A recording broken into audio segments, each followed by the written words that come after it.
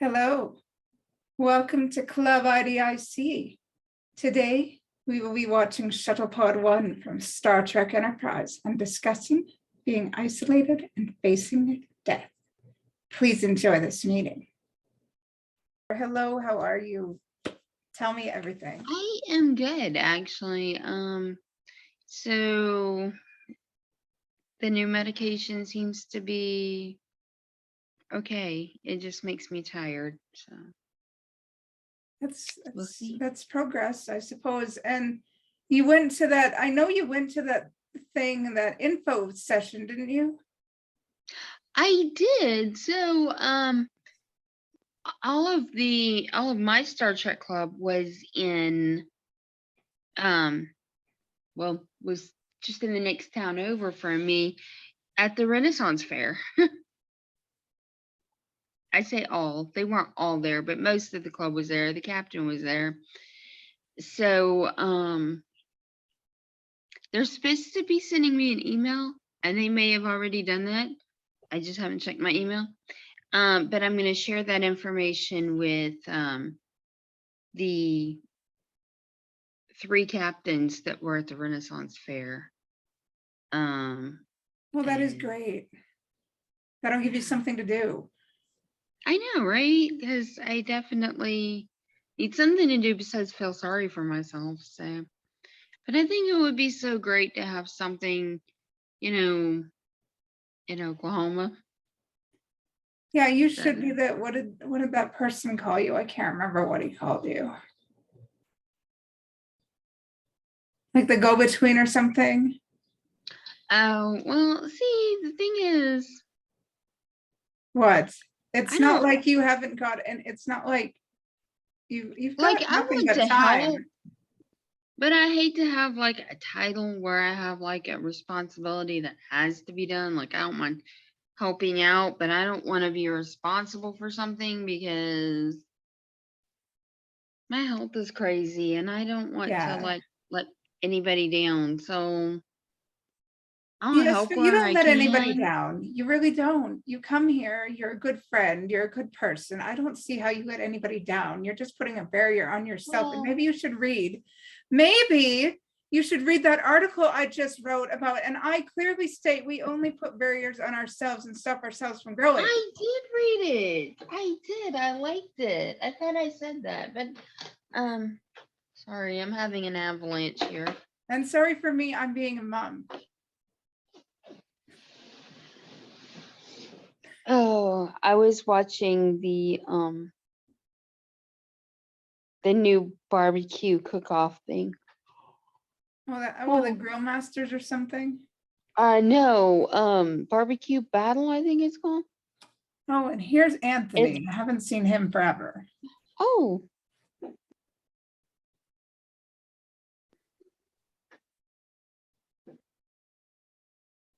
He can dazzle us with something.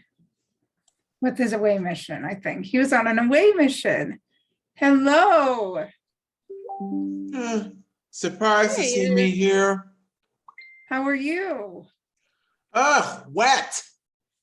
What? Nope. So yeah, I know I'm usually occupied on Saturdays, but now, oddly enough, I'm here.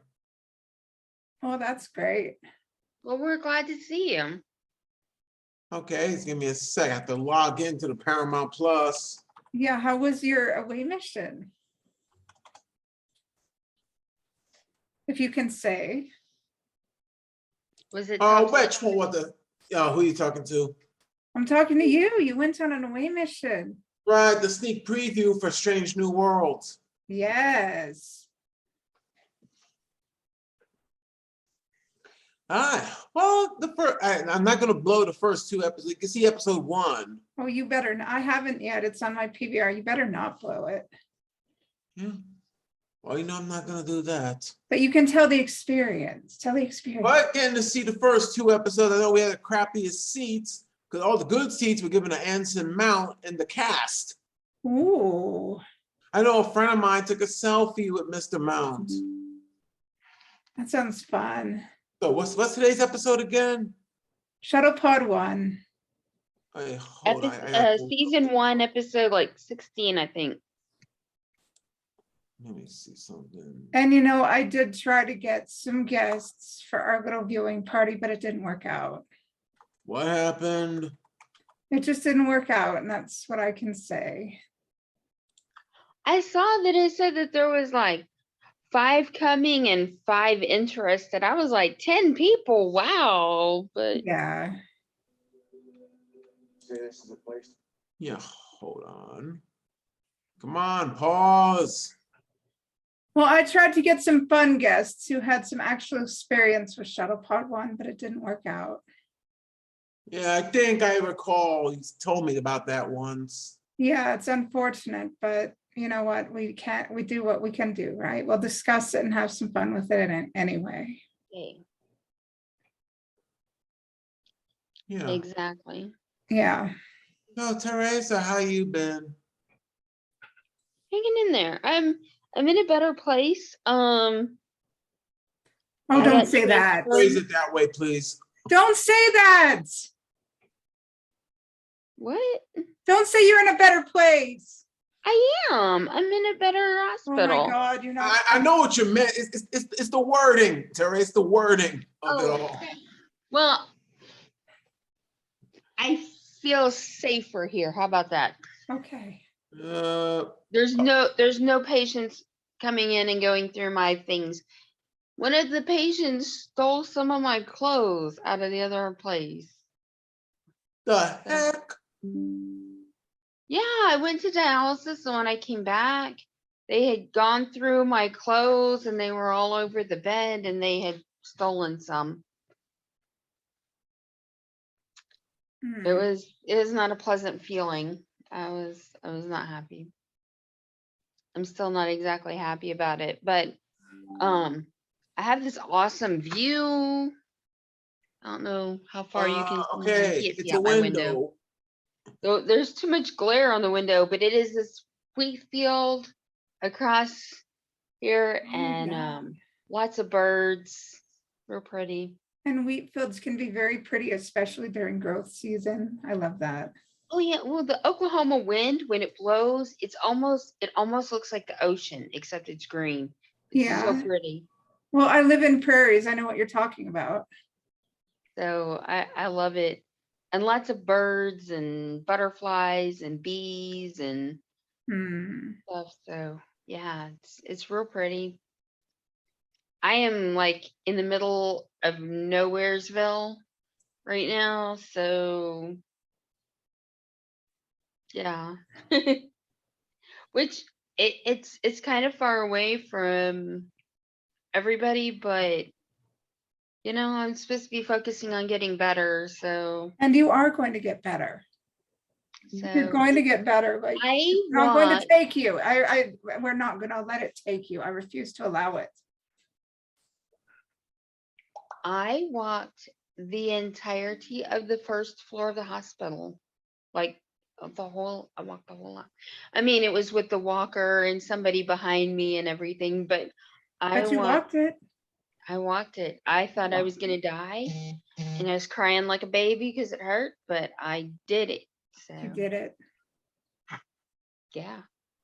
Baby steps. Baby steps. So You're not going to let it get you. It's not going to get you.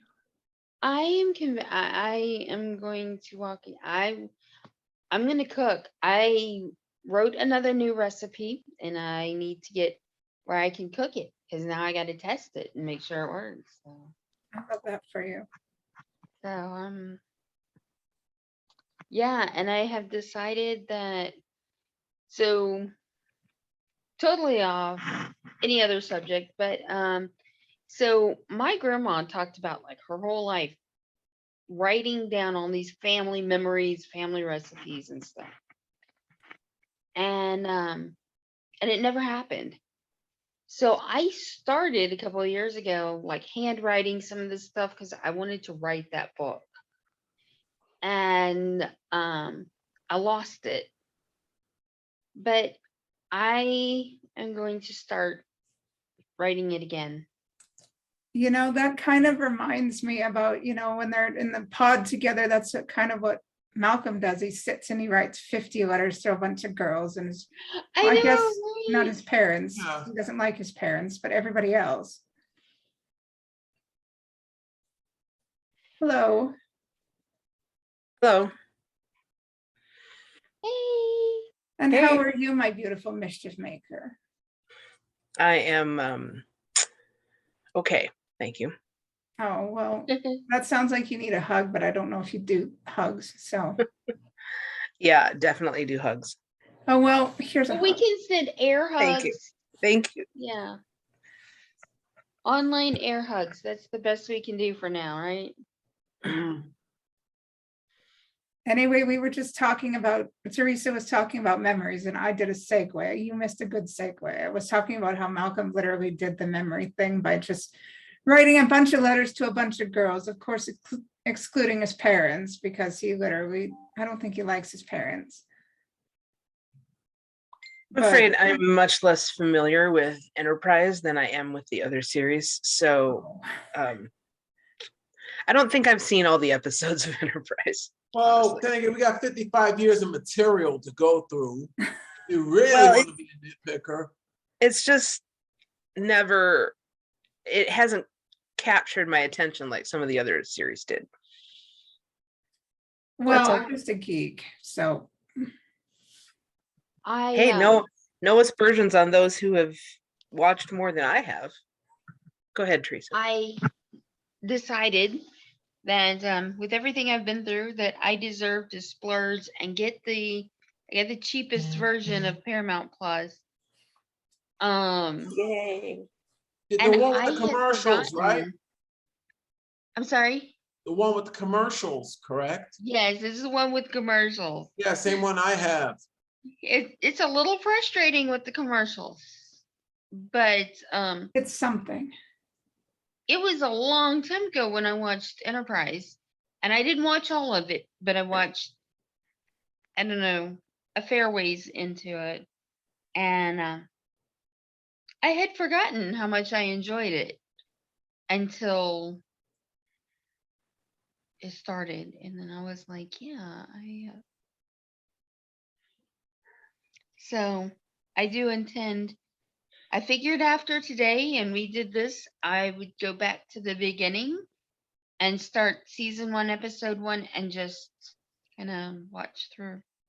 Right.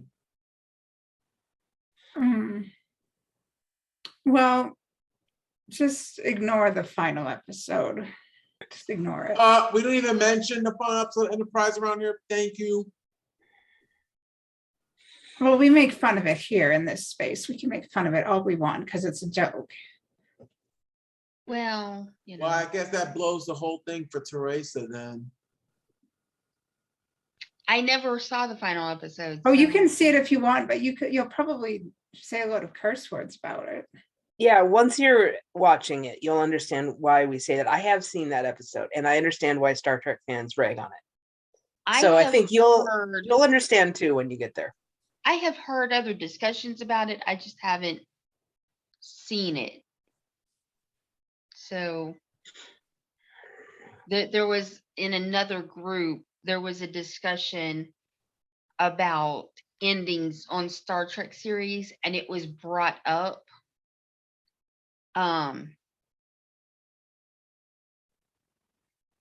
But I was like, I really need to go back and watch it all first, because it's been a while. It's been a very long while. So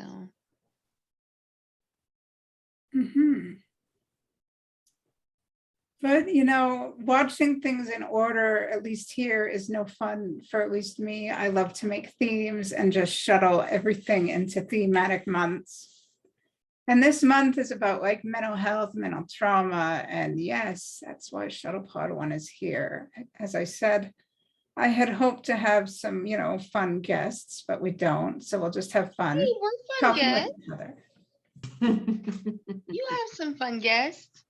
We do have some fun guests, each other. So we'll just make do. Exactly. And yes. So how's it been doing the shift to Saturday, may I ask? Well, I did that because I guess Teresa wanted to observe the Jewish, what's it called? The Jewish Sabbath, or is there a name? I forget. Our Shabbat starts at sundown on Friday, so our service, like our main service, is Friday night when the sun goes down. So I just had to choose. Yes. And religion for many is important, and I'm not going to get in the way of religious worship.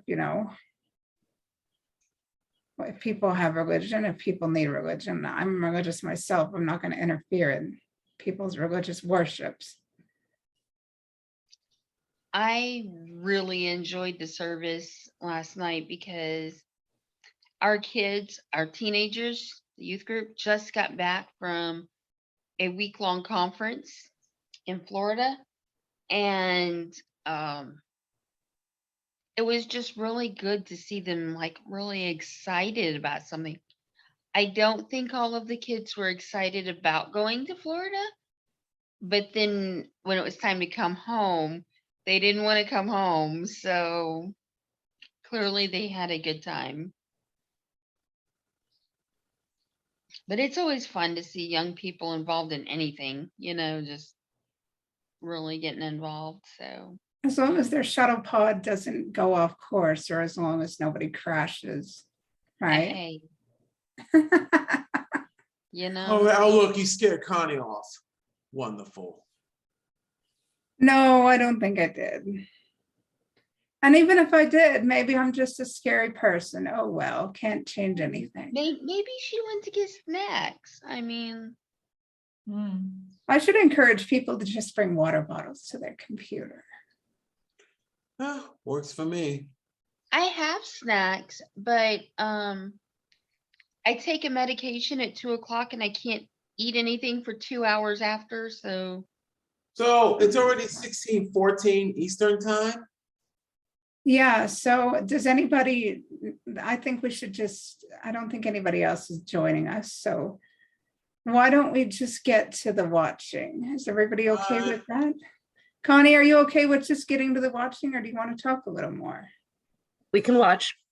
Okay, because I don't know if anybody's really familiar with this episode. So let's get to the watching.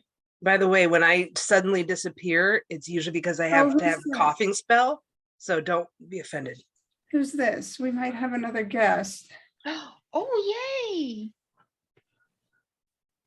Just hold off a minute, because I think somebody else is coming in. We can hold. Hello?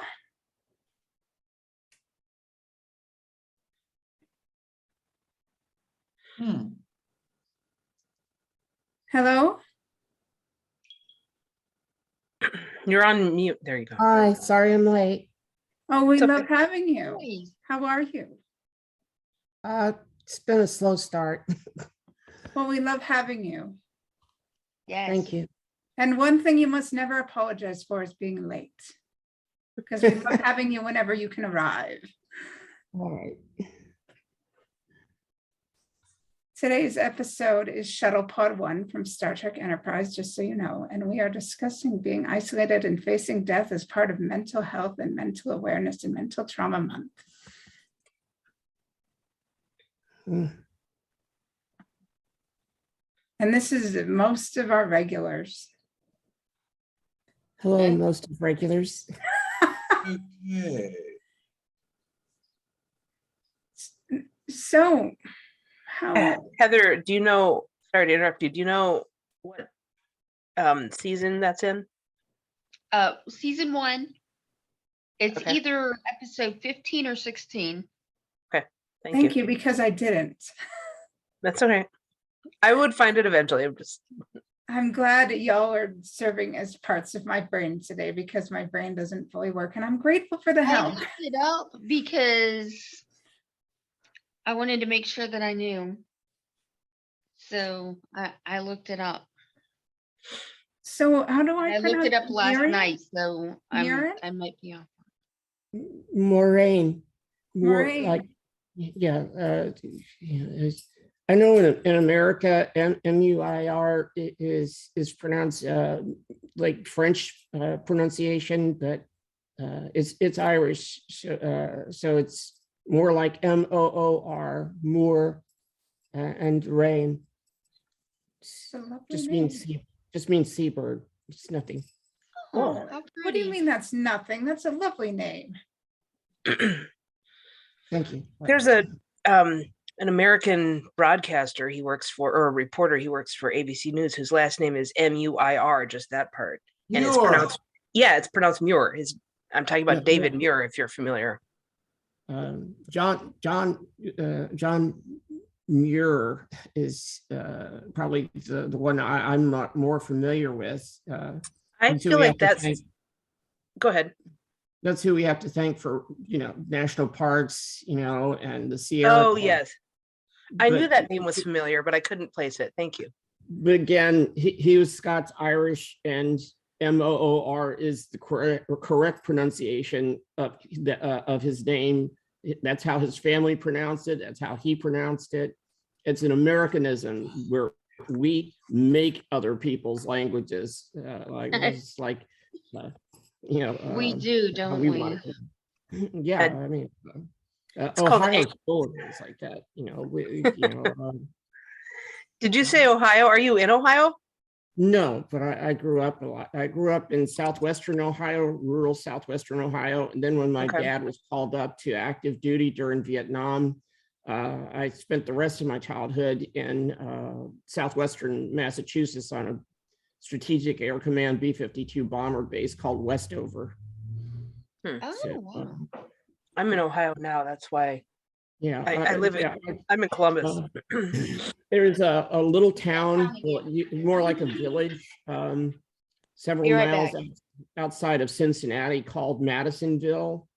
Okay. And that was where a lot of my childhood was. There it was a kind of a place where people had it was not entirely farmland, but it also was not really a city or a town so much. People had like their horses and cows and stuff in their front yard, and victory gardens in their minds. A small victory garden would be like an acre. So, my grandpa was the town doctor. I spent most of my time when I wasn't doing chores or in school, I spent in the woods alone. So it was a very different, it was a very different world than people assume when they look at me that I grew up in, And, Is Madisonville near like Waverly and Chillicothe and all that? well, I have friends up there, but no, it was the nearest big town to us was Oakley, which is where young Miss Mosby, who you probably know is Annie Oakley, made her home there after she became famous.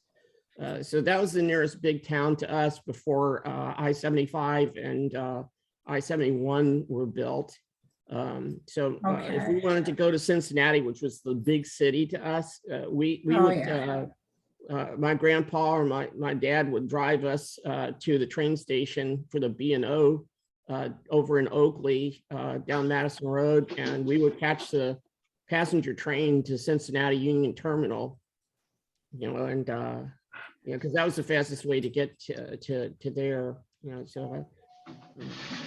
Did you have Amish farmers markets in the area, or did you ever go and make the trip to Tecum? Those things are absolutely There's amazing. large Amish communities. I worked on some of them when I was in my teens, late teens, but those are farther up north near Plain City. Oh yeah. Which it's called Plain City because saying something's plain is a compliment to Amish people. Yes. That to me sounds normal to say. That's plain, sister. That's very plain. That was a compliment. In the world I grew up in. So a lot of my many of my recipes that I didn't get that are from outside of my family are recipes I learned from them. Do you make shoe fly pie? No, I never liked that, but Oh, yeah? yeah, we have a family recipe for that. I know how to make it. I just don't like it. Plain City is pretty close to me, actually. Yeah, this is a nice place. I've been there. I had friends there. I lived in Columbus. I went to school in Columbus for a while, and I had some of my classmates were from Sunbury up north of Columbus. Mhm. So I'm more comfortable in small rural towns. That's my mindset. I like visiting cities, but I'm just really not fond of living in them. Yeah. Okay, so I know we're the polar opposite then.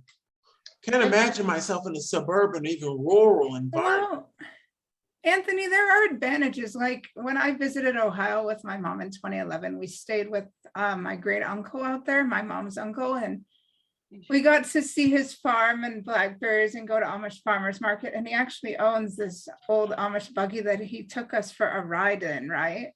Mhm. And it was just so fun. And we got to see the play Tecumseh and do all sorts of cool things in the country. And it was just really nice. I've seen I could see Tecumseh. why. It's been quite a while, but I have seen it. And I've been to Amish country too, like over by Dresden and Yeah. that area. Like they Oh, yeah, actually, yeah, one of the that's very Amish cool. people actually let me take a picture of their buggy with no Amish around. So I've got a picture of an Amish buggy with a I do too. I have some pictures. Yeah. and a faceless doll I bought at a shop. I thought a lot of the portrayals I saw, in my 20s and 30s of Amish people were very oddly out of character to the people that I knew. I mean, they could be very strange to me, in some ways, but I think the portrayal that we see in a lot of commercial media is really sensationalized and exaggerated, and there's some kind of horrifying things about them that you don't see, and some of the things, so there's things on both ends of it that are, oddly not, we don't hear about. I don't see a lot of objective reporting about them in commercial media, but Yeah, I actually have a friend.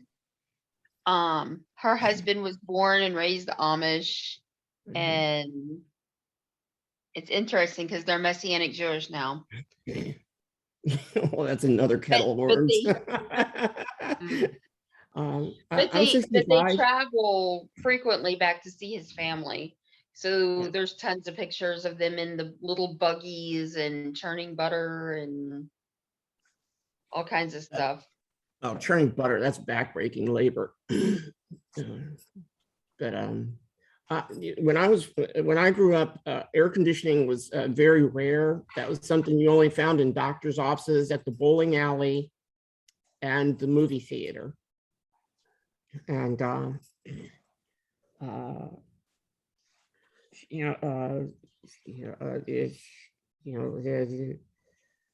it is over half of the farms in Ohio when I was a kid were Black family farms, and Madisonville was no exception to that.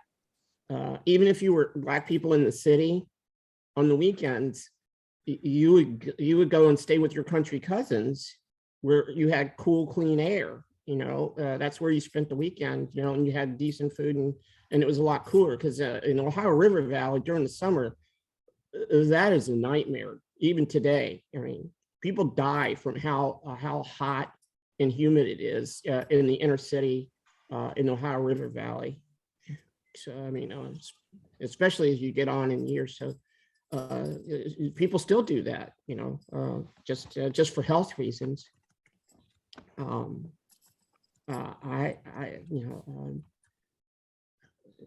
Being autistic, and that was not very understood very well. I had a very difficult time socializing with people, so I probably would have done a lot worse if we lived in a very urban place, suburbs or the city or something like that, where I had to deal with people a lot more often. As it was, I learned to read and write before I learned verbal skills, and most of my friends were actually pen pals. Well, I can understand you. Like, I understand that it's a lot easier for people with ASD, you know, because I've got it. So it's a lot easier for us to read and write rather than communicate verbally, you know. That's why I prefer to do emails and chat on Facebook rather than talk on the telephone a lot, you know. Yeah, and people don't understand it. They think it's an affectation of some kind. No, it's And- just our way of communicating. It's easier to type than it is to talk, because sometimes we stammer when we don't really know how to verbalize what we want to say. Yeah. I just moved in back to Berkeley. It's a senior apartment building, and the tenant union and a lot of my neighbors want me to go with them to see a movie next week, and I've tried to tell them, you know, that is just incredibly stressful for me to do things like that. And they just won't understand. Are you in a hospital? I am. I don't want to be. It's okay. I have stage 5 kidney failure, stage 5, stage 4 kidney cancer, and heart disease. Oh my God. And I'm also getting physical therapy for a bad car accident I was in. So I just got some things going on. Mhm. Oh, what did I miss? Anthony, you're in uniform. I feel so underdressed. Well, I'm in uniform as well. It's just the Oh, iOS. okay. But POS command, Picard command. Anthony just likes dressing up. I dress up because it's, you know, captain's gold, and I'm the captain here, and you know. So now you get to not see this uniform on a coat hanger this time. Well, Anthony just looks cool in everything he wears. I know, but you know what? He looks good in command red. He does. Like, he posts these little videos on his Facebook all the time, and he just looks so cute whenever he wears the mask and the Star Trek stuff. It just looks so cute, and he hates compliments, but so freaking what? Is he cute's not the word I probably would have chosen. Yeah, I can see that. But Well, now you have to tell us what word you would have chosen. Yeah, you do, because I don't know how to take that. I don't know how Anthony. Right, there's many things that could mean. okay, well, I probably would have said handsome or There you go. authoritative. Oh, he's not authoritative. He's like a teddy bear. Mhm. But you're not supposed to tell on him in front of the whole club, man. There's a thought I'm thinking I'm not gonna go there. See, I've that's only the got- thing. That's the same kind of thing that made me say to Teresa, you have to tell us what you meant. The only thing I will Don't say. tell us you're having a thought and Okay, not tell only us thing the I'm thought. gonna say about that. There's a storm in Mormon who wants to come around my way and throw a cannoli at me. This is my only picture of me in uniform. Yeah, I've got. Did it show Oh, up? yes, yes. I love this. I love this It's a, picture. it's a disco science officer uniform. Cool. You are a queen. You are a queen among queens. Yeah. Hey, I got my cat pajamas on. I see. Are you a cat person in general, or is that just the one you grabbed today? No, it's just cheap Walmart pajamas because they're comfy. Well, that has its merits. It does. It definitely does. No, if the chemotherapy treatment works, I am going to treat myself to a new uniform because I lost mine. Oh, So, well, it was Which one, stolen. may I but- ask? Well, the one that I had was a TOS uniform that I made myself. But I'm thinking science officer. Like, yeah. yeah. Basically what Heather's wearing except blue. This Right, is yeah. AOS. This is not TOS. It's Calvin versus Kirk, I can tell. Right, the collar gives it away. Yeah, I I'm I still too really fat like for that. anything I else. like the new, Strange New Worlds retcon of the original series uniforms. I think they're really nice. I haven't seen So- that. Oh, I was going to ask that very question. Who's seen it? Who hasn't? I'll say this much. This is not a spoiler in any stretch of the imagination. The opening sequence, the opening credit sequence, is the most beautiful TV opening sequence I have ever seen in my entire life. It is very elegant. Yeah, So I pretty. would have to say that. Yeah, I definitely like it better than the Picard one this last season. I don't know where they were going with that. The Picard one reminds me of like a soap opera or something. I was like, what? This Was season that of Days of Our Picard- Lives or something? What the hell? I did like season 1's opener better. I'll say Yes. that. Yeah, I did too. I mean, it's season 2, and it looked like something for. I'm serious. It looked like something for a soap opera. Wow. Yeah. But I will not blow the end of Picard season 2, other than saying watch it.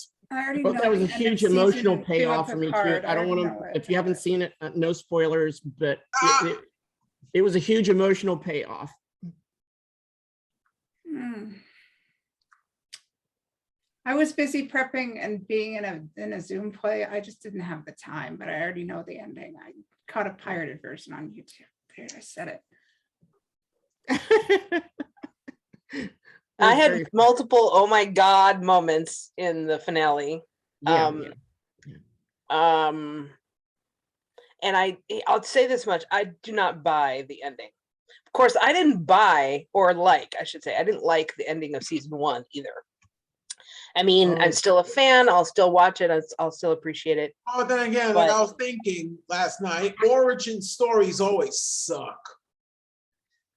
Well, To be fair, I Mm. loved most of season 2. I just don't buy certain things that they did at the end of season 2. I see. That me. Half of those episodes should have been. It could have been like you could have condensed half of the season 1 into half as many episodes. It felt like they were just stretching things out. There were story arcs where they took us all the way out on a limb and then just left us there. I mean, no resolution to them at all. Never got tied together at the end of the season. I was like, what were we doing there? I still don't, no explanation still. Maybe that's for season 3 or something like that, but it just seems strange. Season 3 just seems like it's going to be a mess.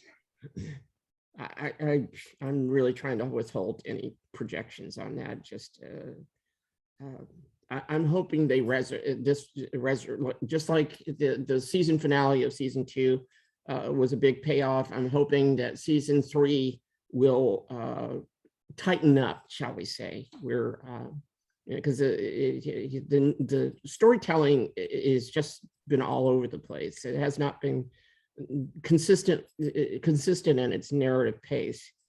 And I think maybe some of that had to do with COVID, because there's a limited number of actors that can actually be in proximity to each other inside of each scene.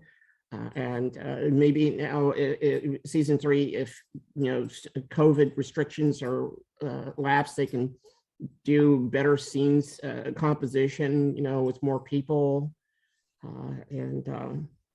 It's already filmed. Oh, it is. Yeah, that's true. It's in the can. Oh, They so- filmed it together. They filmed Well, both that- seasons together. And I've taken, like, the way they film now, it's here to stay. Like, as an actor, as an occasional actor, I'm not as, professional as I want to be. I'm working on that. I've taken a course called Safe Sets International, and they've got very stringent COVID protocols for actors, for people who are supposed to be on set, for people who are supposed to be off set. And it's a very stringent, like, COVID protocol process, like safety protocols and everything, Yeah, well- COVID protocols. Yeah, well, now we're hearing that this, COVID's probably here to stay, and so these Mhm. protocols are probably going to be here forever too. I mean, the thing is that if we were a spacefaring civilization, then the things that we're having to do because of COVID are things that we would have to do if we were interacting with other species from other worlds anyway, or else we would be risking imagine if we were doing regular commerce between us and one or more other worlds. I mean, it would be a disaster. It's already a disaster. Right. Because there's too much indifference between ourselves. We can't learn to get along with each other and get rid of the indifference we see among each other. How the heck are we supposed to be successful with contact with people from other worlds if we can't learn to love each other as we are? Oh yeah, exactly. And you can't even have that discussion without people going off on you about, oh, you're calling you a snowflake or all this other nonsense. It's like, no, this is even the Romans knew better than that. It's like you really, how bad do you have to be when the Romans are teaching you diplomacy? That's ridiculous. By the way, what is a snowflake? A snowflake, not in the literal sense. Like a snowflake is somebody who's weak and like a sissy type of person. Easily triggered. And this goes to this larger narrative. Then the thing that's tone deaf about it is the fact that they're the ones so triggered is what's ridiculous. You can't criticize someone else for being triggered when you're the one who's outraged and you're the one who's clearly triggered yourself, or else you wouldn't even be mentioning this. All of these people are upset every time, some minority or women do something, and they start yelling about how, social justice warriors and triggering the libs and snowflakes and stuff like this. I was like, can you see yourself? You're the ones who are triggered. Mm-hmm. You're the ones who are so fragile that the inclusion of diverse other cultures so threatens you. That's you. You're telling on yourself, right, not the rest of us. That's ridiculous. Right. And do you know the sad part? Like, I've been seeing this more and more as people talk about diversity and how we need to respect it more. I've been seeing this so much. A lot of people say diversity is important, but people don't stop, like typicals don't stop to consider, like disability is part of diversity, neurodiversity is part of disability. People don't make those connections, and they should. Yeah. I think that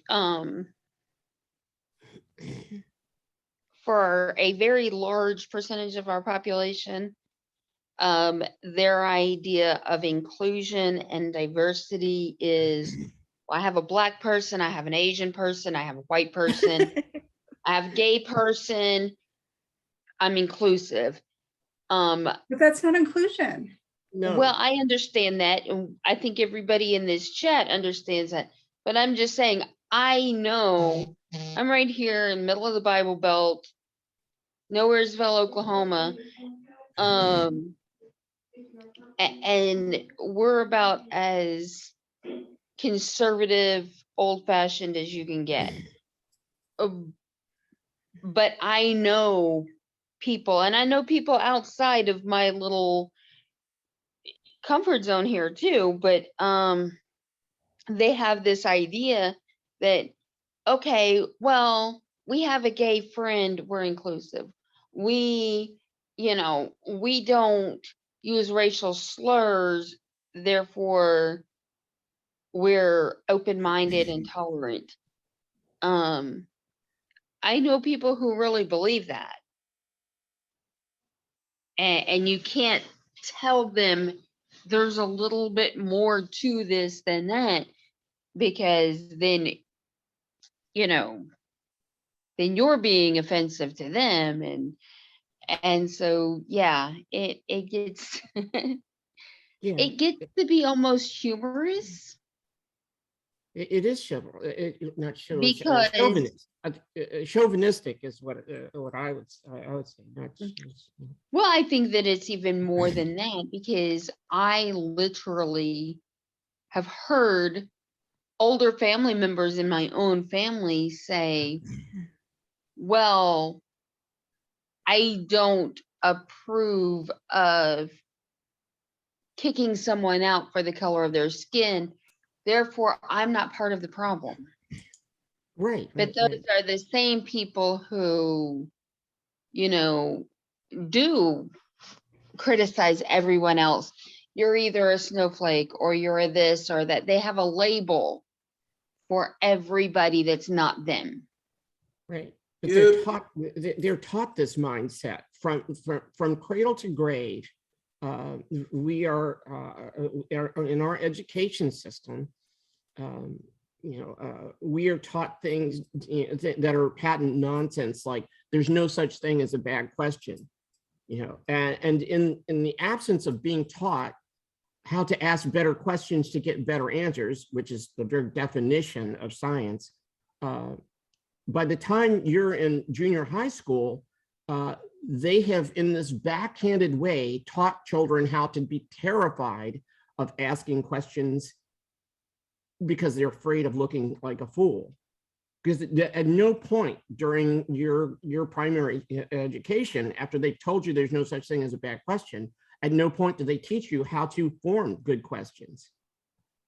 Well, I agree totally with that. And I think that there's another part of that where you're made to feel like if you ask a question, you're going to offend someone by asking. And I think posing something as a question is saying, I don't assume to know what you believe or what you think or how you live. I want to increase my knowledge, so I'm going to do so by asking a question. Right. I think we have a whole generation that's scared to ask a question for fear that the question itself is offensive.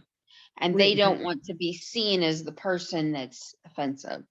But if you're Yeah, taught how because to they're form good afraid they're gonna questions, get crucified in the court of public opinion. right, Yes. but you're not being. But the point is, if you're learning how to frame good questions in the first place, which there are entire textbooks, entire courses in how to create good questions, and you're not taught this.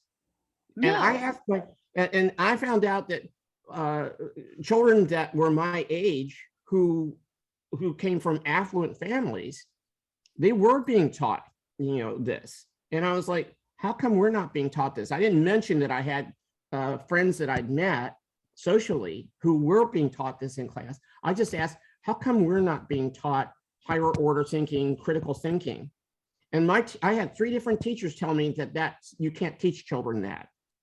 I was like, I don't think It's that's not true. allowed in public school. However, in the homeschool groups that I've been in, and my kids were homeschooled, homeschool kids do have groups that teach the critical thing. I mean, homeschool groups will meet together, multiple families, and this is a big deal to teach critical thinking, asking questions, the scientific theories.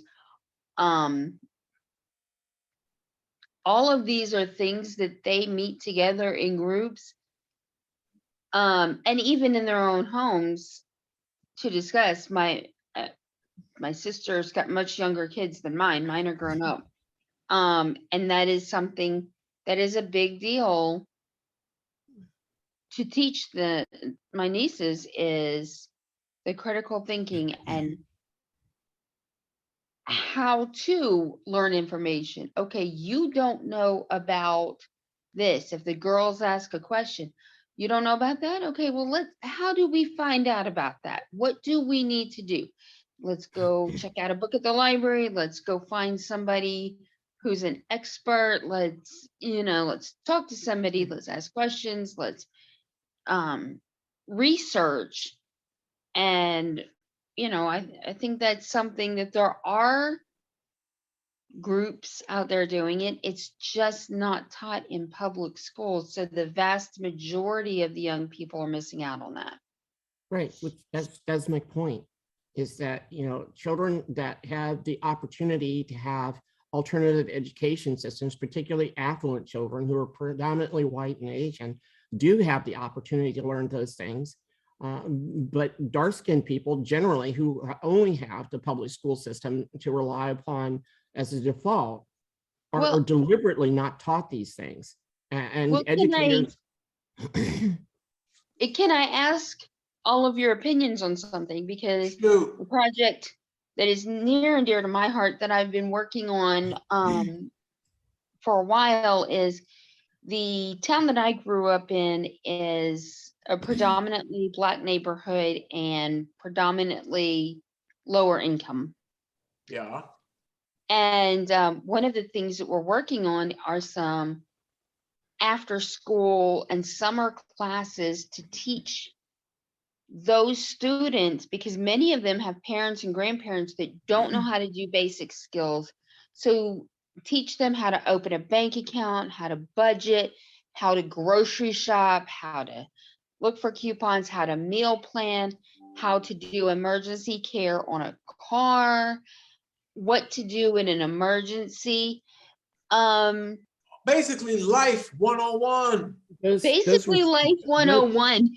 Those things So, were still part of the curriculum. When I was in primary school, those were still part of the curricular. I remember in third grade when we all went to the bank on Madison Road, Fifth Third Bank on Madison Road, and they had a program for children to open up a bank account. You got a bank card. You were taught in class how to balance, how to make a deposit, how to make a withdrawal, how to balance your checkbook, and your parents was with you and everything like that. And I remember every week I would put, anywhere from 20 to 50 cents to $1 in, depending on what I was doing.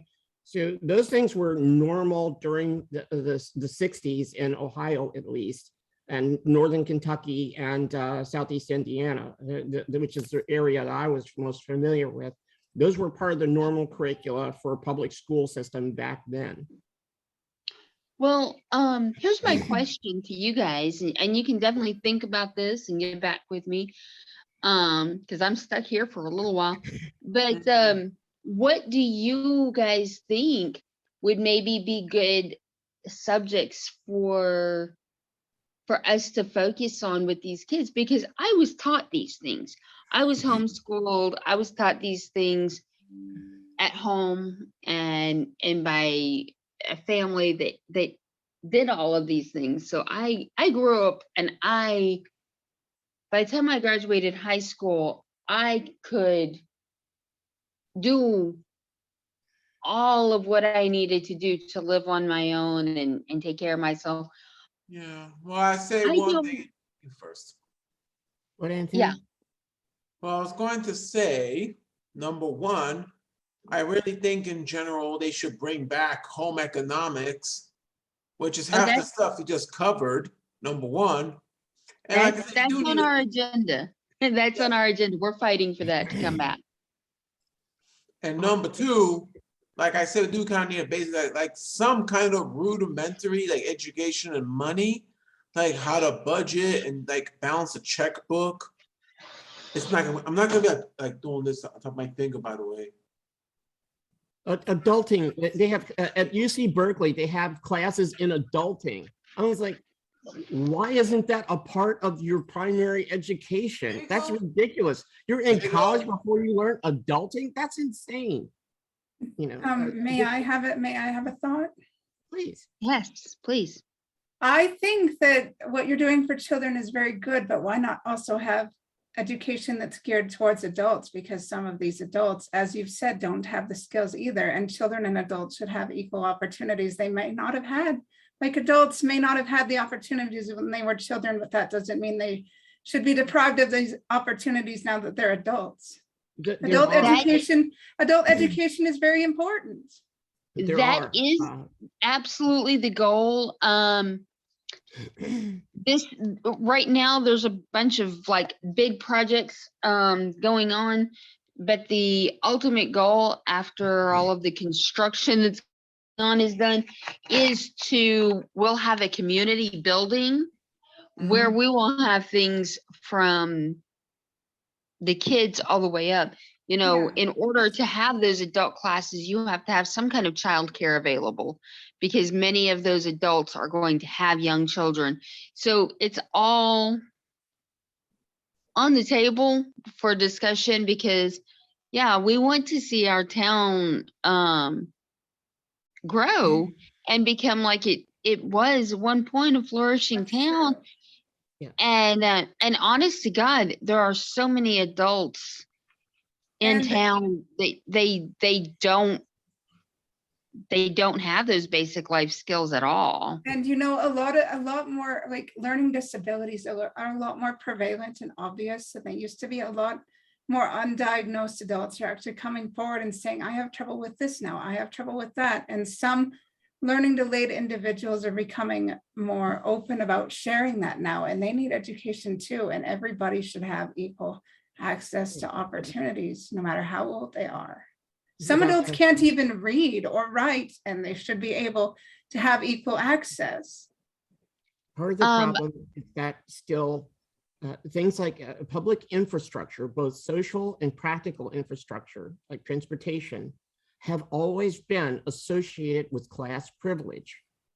And that has been in the education system normalized so that it is taken for granted, because you've been hearing this since you were born, that it is just normal that we should have, that if you are affluent, it is almost like,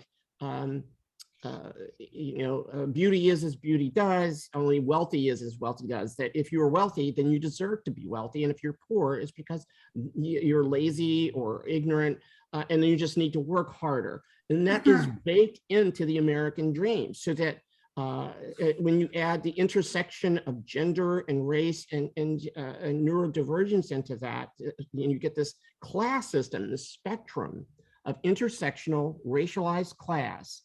And then in 1964, when you start to make the first serious inroad of that, where Black people for the first time had the actual legal right to vote as full citizens, almost overnight, public infrastructure, drinking fountains, payphones, maintenance of public roads, even swimming pools, all were closed nationally, and within 10 years were gone. Absolutely decimated. The desegregation of public schools, and the funding and desegregation of public schools. Even as the law was being made, people were already figuring out how to get around the law. So where you have entire communities where whites would band together and figure out how to pay for, using public funds, private education to get their kids out of mixed interracially mixed schools. There's a half dozen, 3 different key ways that they figured out how to do that.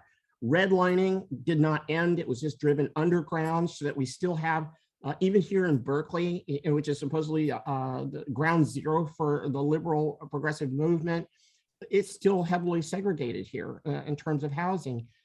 All of those things still exist. If we're going to liberalize our democracy, we have to address the infrastructure that we all depend upon and democratize the infrastructure.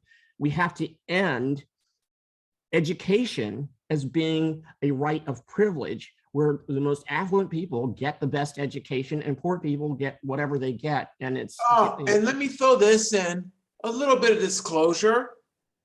I did attend both government run and privately run schools. Oh, how was that? And even the poorest of the poor, I know my mother like worked her tail off. Mine did too, Put me because through like, private honestly, school. Anthony, I told you in my essay, 6 different elementary schools. What I didn't tell you is, and then you can get back to your story. What I didn't tell you is that my father didn't work from the time I was 8 months old till the time I was 8 years old. He sat on his butt and drank. oh, So I my remember mom had that to work part, 2 unfortunately. jobs. My mom had to work 2 jobs, volunteer at our schools. I went to 6 different elementary schools because I had a learning disability, undiagnosed. I was called stupid when I was 6 years old because I couldn't cut something out. And, having disability that young, nobody knew what to do with me. It was the 90s. So I understand that my experiences are not identical to anybody else's. They're my own. So I understand a little bit of marginalization, being othered. But you know what? Like, my mom made the best of things. She really did. And, you know, it's not a perfect system. It's not even a good system. And we can do better, and we should do better. We should. But, you know, the government doesn't see it. They have their blinders on. They think everything's fine, but it's not fine. The thing is, the government's us. We have a representational democracy. So when government fails, it's because we're failing as a people. They can't We do don't anything tell we don't them. let them do. We are literally not, we're not sending the right message with the way we vote, with the way we speak, with the way we communicate through the news we and are. through the things we say on social media. But we are. I mean, it's that we are so dishonest with ourselves as a culture.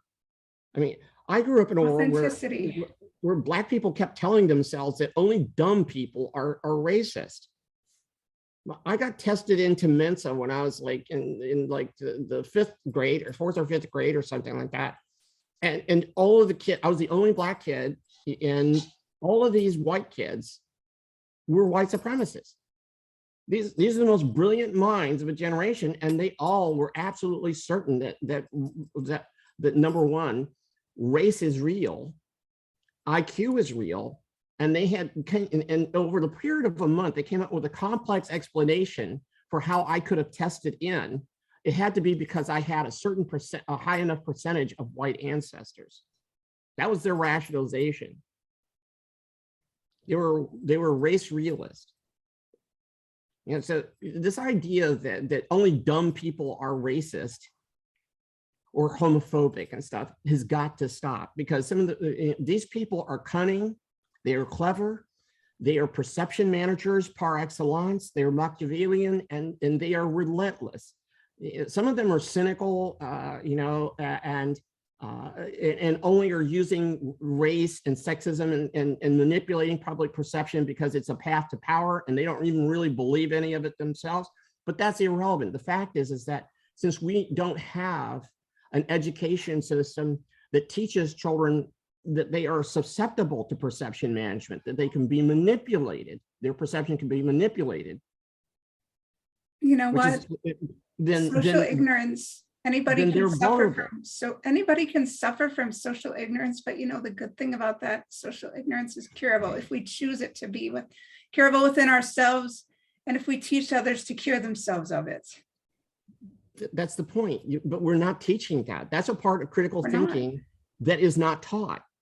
I know people who can quote me precisely what critical thinking is, in the same way that I know people who are literate in terms of how music is played, but don't actually play an instrument. Just because you know what critical thinking is does not automatically imbue you with the skills of critical thinking. It just means you understand the principles. Critical thinking requires continuous disciplined study and practice. You have to test those skills just like anything else. And most people who talk about critical thinking are not conscious of that. I attended a critical thinking group in Arizona, and they believed in everything into epigenetics. They decided that justified racial segregation. And I'm in a group of people who are talking about how they arrived at this conclusion through critical thinking. They arrived at critical thinking using critical thinking in their minds to arrive at a justification that homosexuality is a byproduct of the disintegration of society. They use critical thinking to justify and claim that the problem with America is the feminization of America. That's how anything that's women and equality is the feminization of America, because they have this idea of males as being these brutal, aggressive, and this is conflated into their Christian ideology, their evangelistic Christian ideology too. All of these things they are justifying and claiming that it's a byproduct of their critical thinking.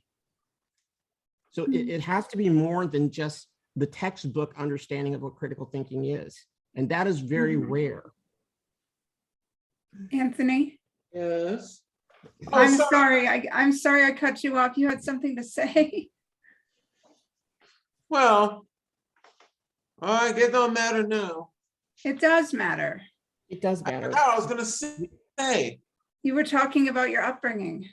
Oh, right, I was just saying, I had a mix of public school and private school. Yes. Yes, my mom really worked to put me through the private school because I tell you from my own personal experience, I think the private school does a better job. Because I had teachers in the city schools, which for the most part couldn't care less. No, that's the same type of people who will move you up a grade level, even though you can't even spell the word cat properly. Right. But the most precious thing we have is children, and the most underpaid people that we have are teachers. The most disrespected people we have are teachers. That's true. This is a country where we have the saying, those who can't do, teach. How does that even become a saying? And the implication of having that be a common expression is chilling. The contempt that professionals have for people who choose an academic path and to be teachers and mentors is just horrifying. I stayed friends with my teachers until I was well into my 40s. You know, I don't know. I would not be the same person if I had not stayed friends with my teachers and mentors well into my middle age adulthood. You know, but that's an exception rather than the rule. It is, but you know, I think as a society, we have a responsibility to counter those things ourselves. We have kids in our neighborhoods. We have neighbors that we need to be the influence for. It's what I'm saying. It's what I'm trying to do with these classes. Huh? It's what we as a community, you know, with so many households, the parents are working all day just to put food on the table. And these kids are very often on their own anytime they're not in the school building. That's when I was a kid, the neighborhood parents, our house was where all those latchkey kids would come and hang out. The neighborhood kids that lived close to us, that were close to our ages, they knew something about gardening. They knew something because my dad was there. Their own dads, many of those kids, they didn't even know their dad, or their dad was in jail, or whatever their situation was. But what I'm saying is we need to step up. There used to be a community thing, used to be the front porch in the front yard every night. People were out there talking. They had actual conversations. They helped each other. A lot of this social problem, if we actually talked to our neighbors, saw our neighbors as a human being instead of a skin color or whatever difference we have, then we would be teaching the next generation. Right now, we're teaching them how to separate further. We're not teaching them how to come together. We're not teaching them how to be a cohesive society. We're not teaching them how to include people. We're not teaching them how to learn from people who are not the same as them. They have this idea, well, I can't learn from this other person because I disagree with them. And that's simply not true. You don't have to hate somebody because you have a different belief system than they do. And that's our job as a society, as neighbors, as family. We need to do that. We need to do that. I got all over the last city council meeting I went to. I jumped all over because the mayor made a comment and there was some bickering back and forth. And I said, wait a minute, these are our kids.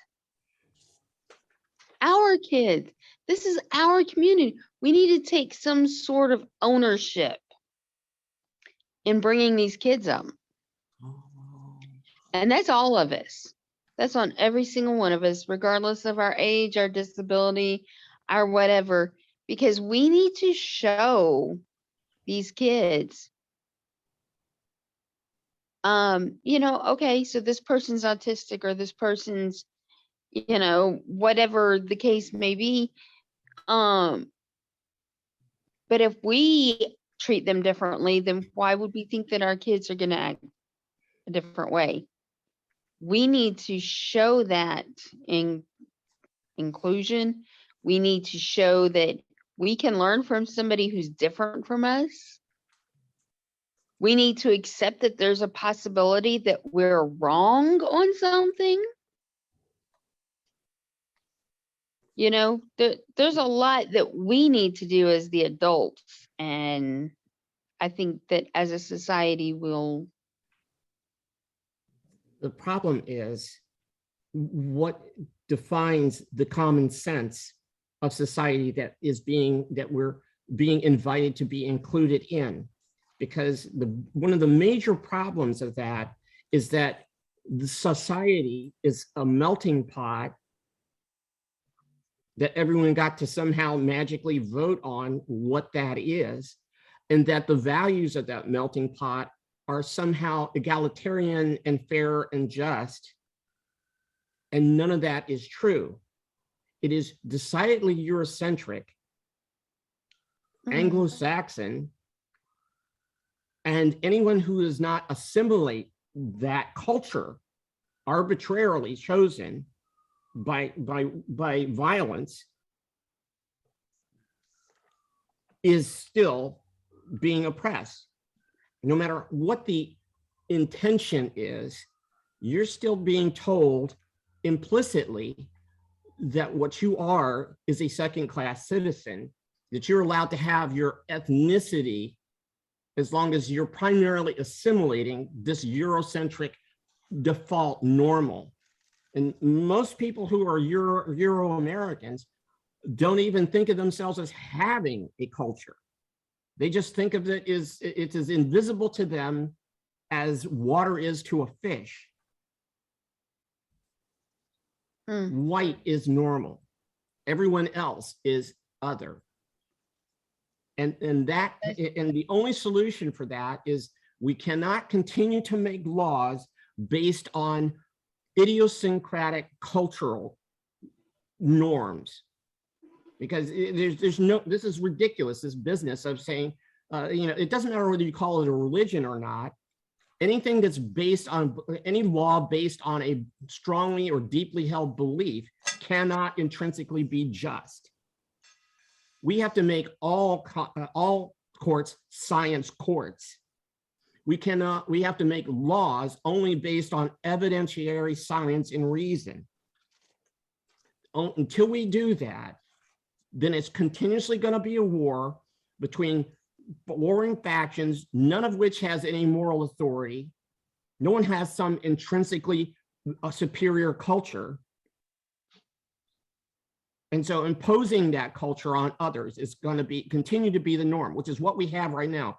Right now in the congressional record, we have, you know, Puerto Rico, Guam are written in as the reason they can't be statehoods. This is in the congressional record, is because they cannot, as aliens, be expected to understand or practice Anglo-Saxon norms of morality and justice. It literally is written that way in the law. And those are just a couple of exceptions out of what is an entire mindset that has gone on for centuries. It has to stop. Ben Franklin, this is in rating. Ben Franklin originally did not think Germans should be white because he was convinced Germans, and this is, you cannot, the irony of this, the the Übermensch, the superior race, Germans, could not be expected to assimilate Anglo-Saxon values. That is Ben Franklin talking.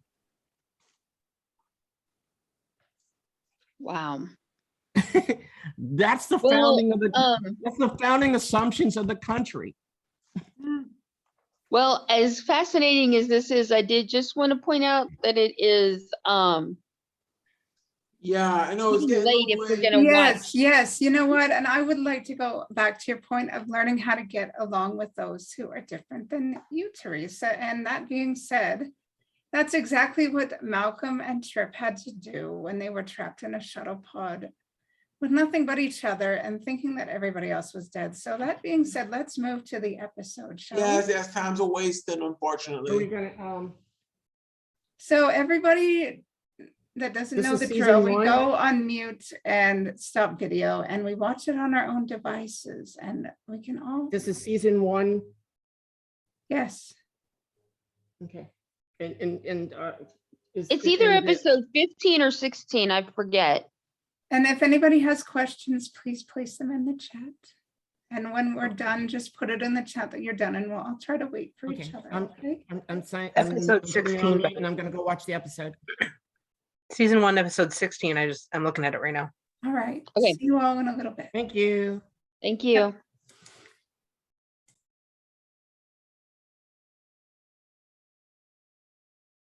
Hi, Captain Cameron.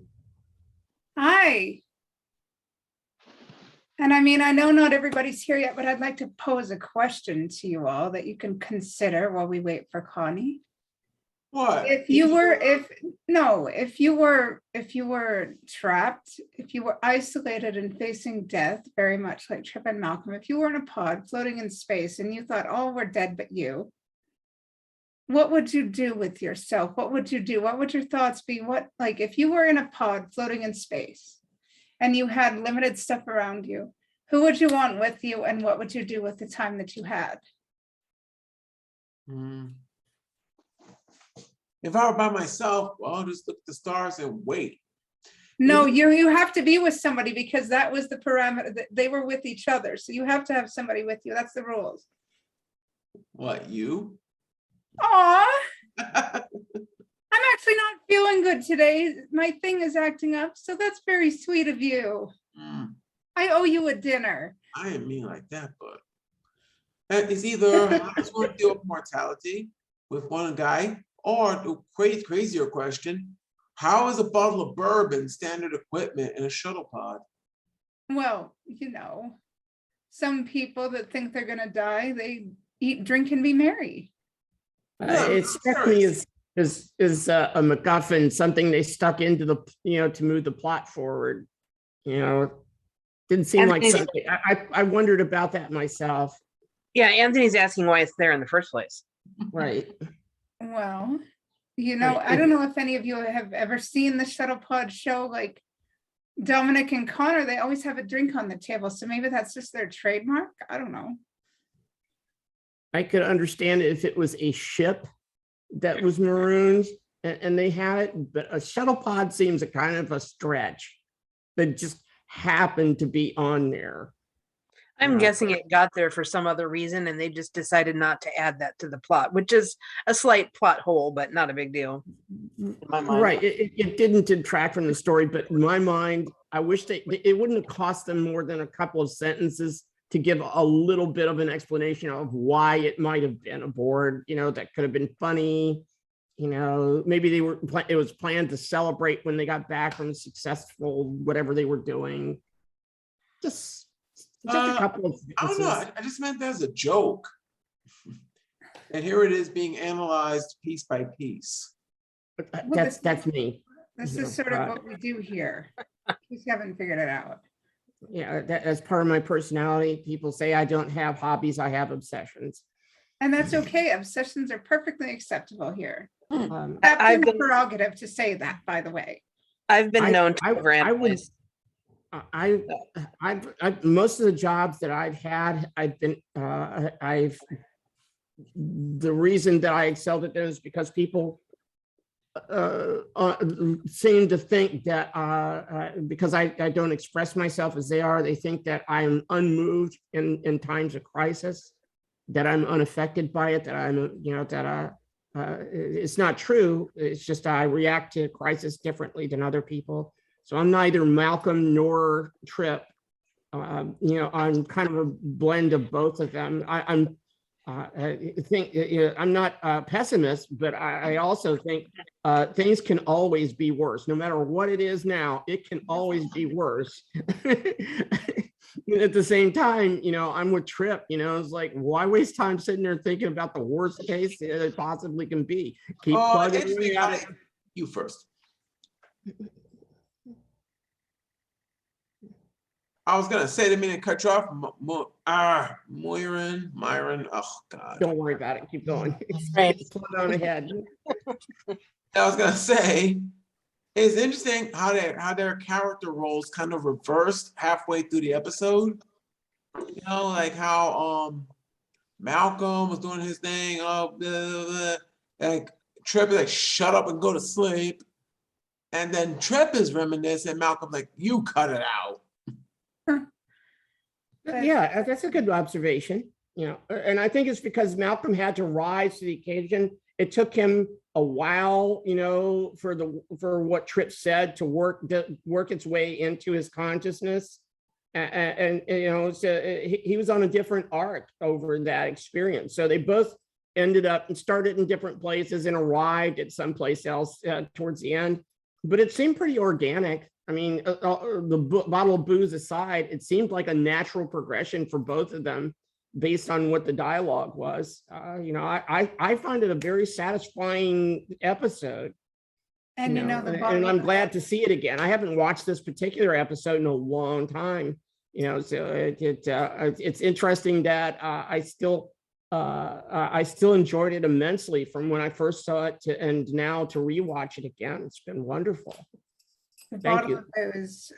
Going back to the bottle of booze, what about the little game I initiated? I want to hear some answers. That has appeared in Star Trek in almost every version of Star Trek. A bottle of booze ends up being a plot device. So I mean, there was also that seemed pretty enjoyable. It's used to christen ships.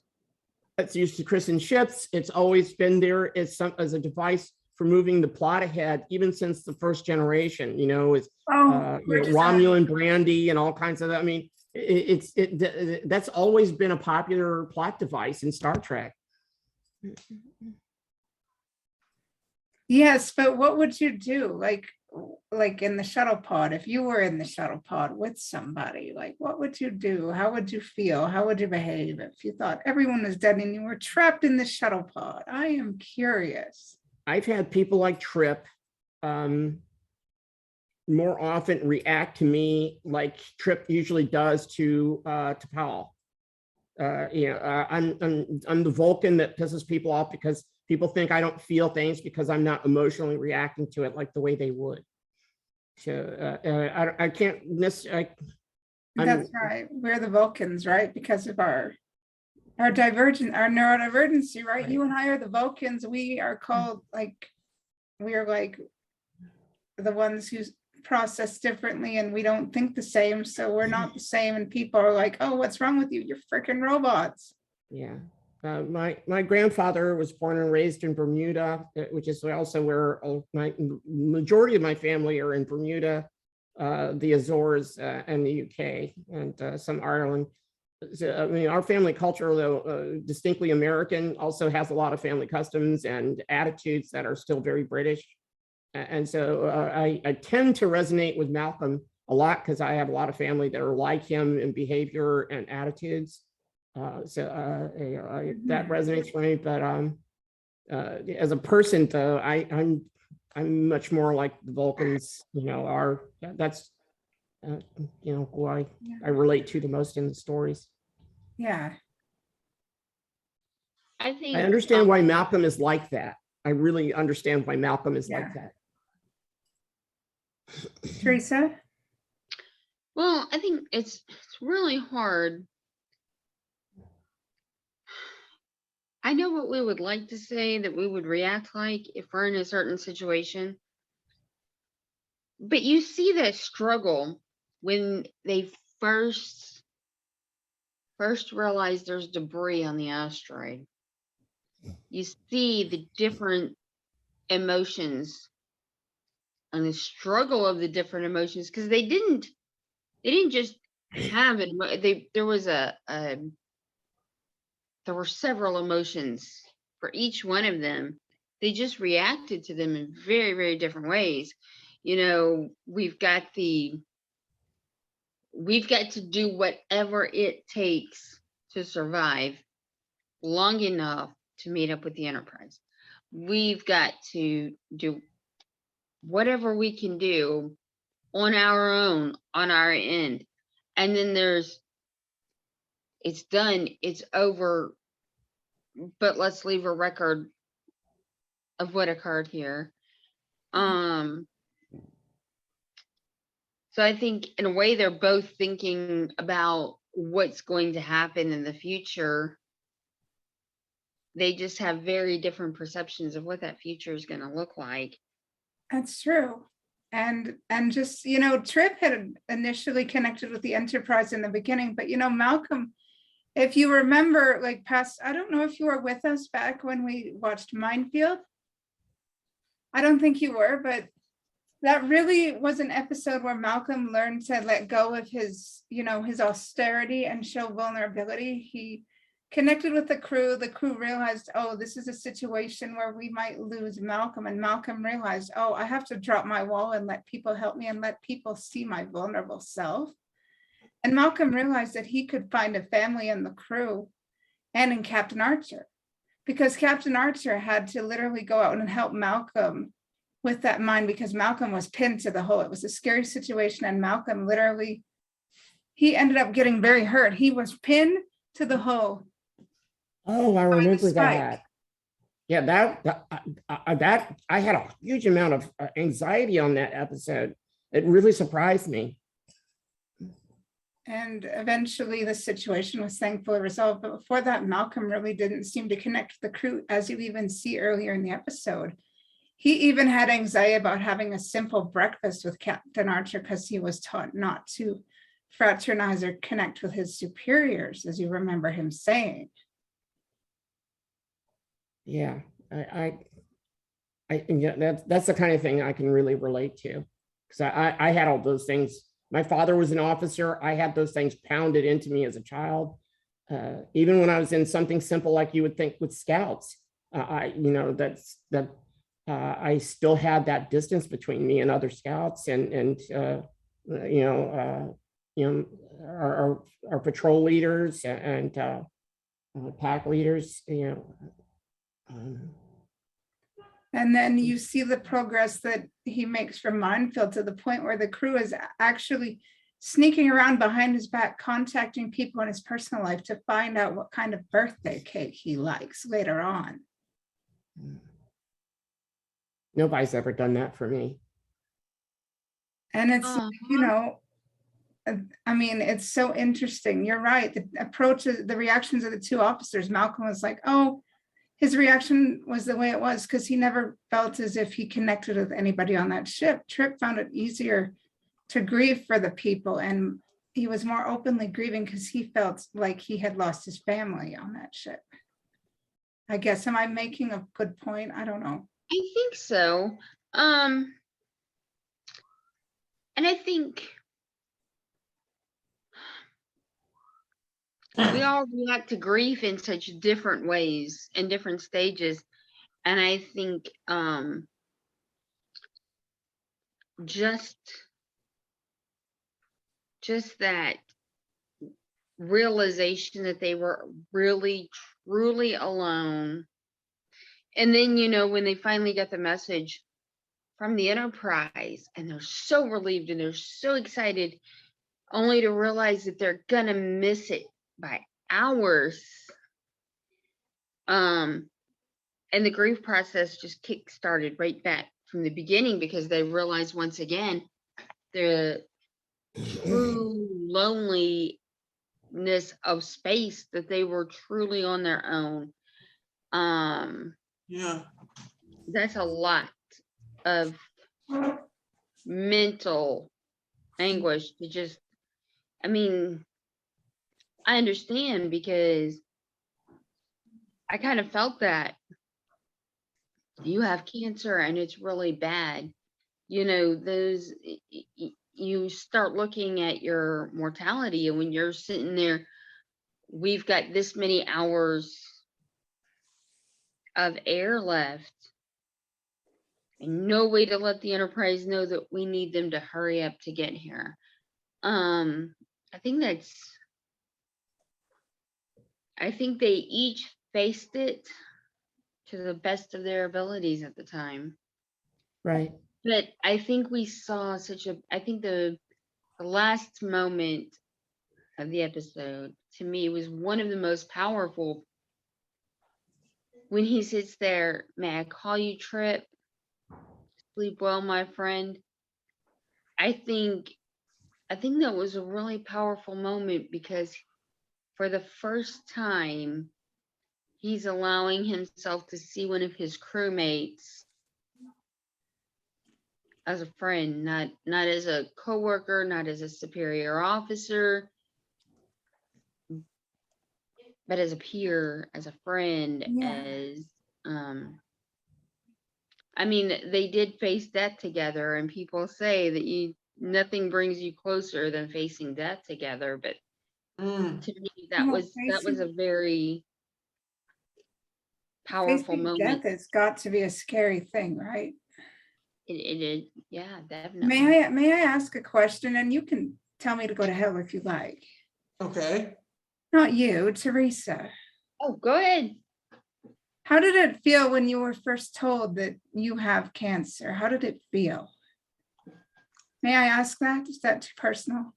Okay, well, no, but I think there's really two answers, because when I was initially told, I was told it was a very slow moving thing and that we would just take the kidney out and that chemotherapy probably wouldn't even be necessary. So it was a shock.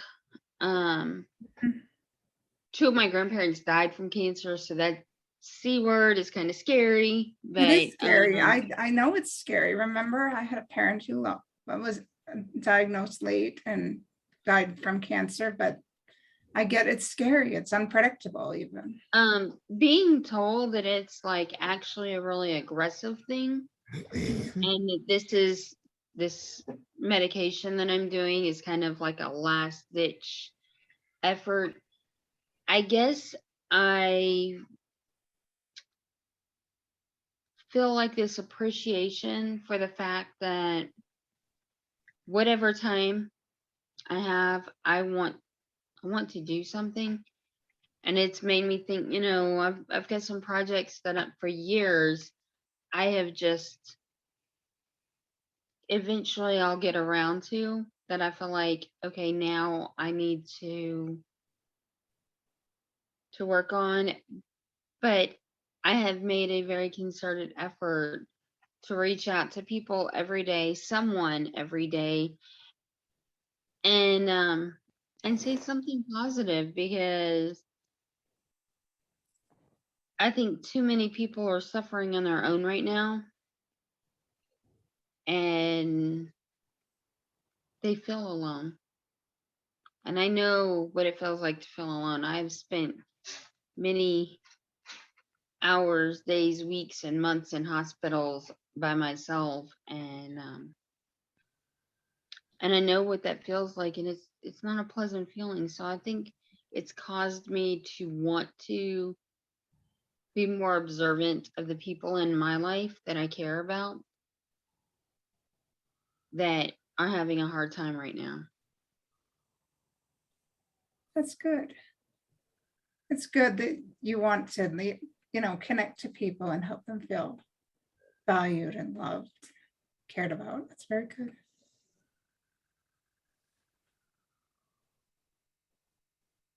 I've been alone my entire life.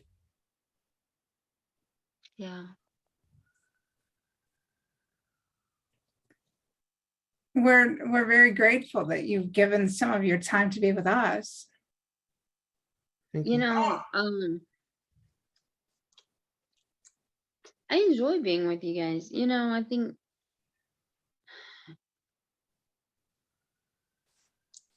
the older I get, you know, we don't just make friends, you know.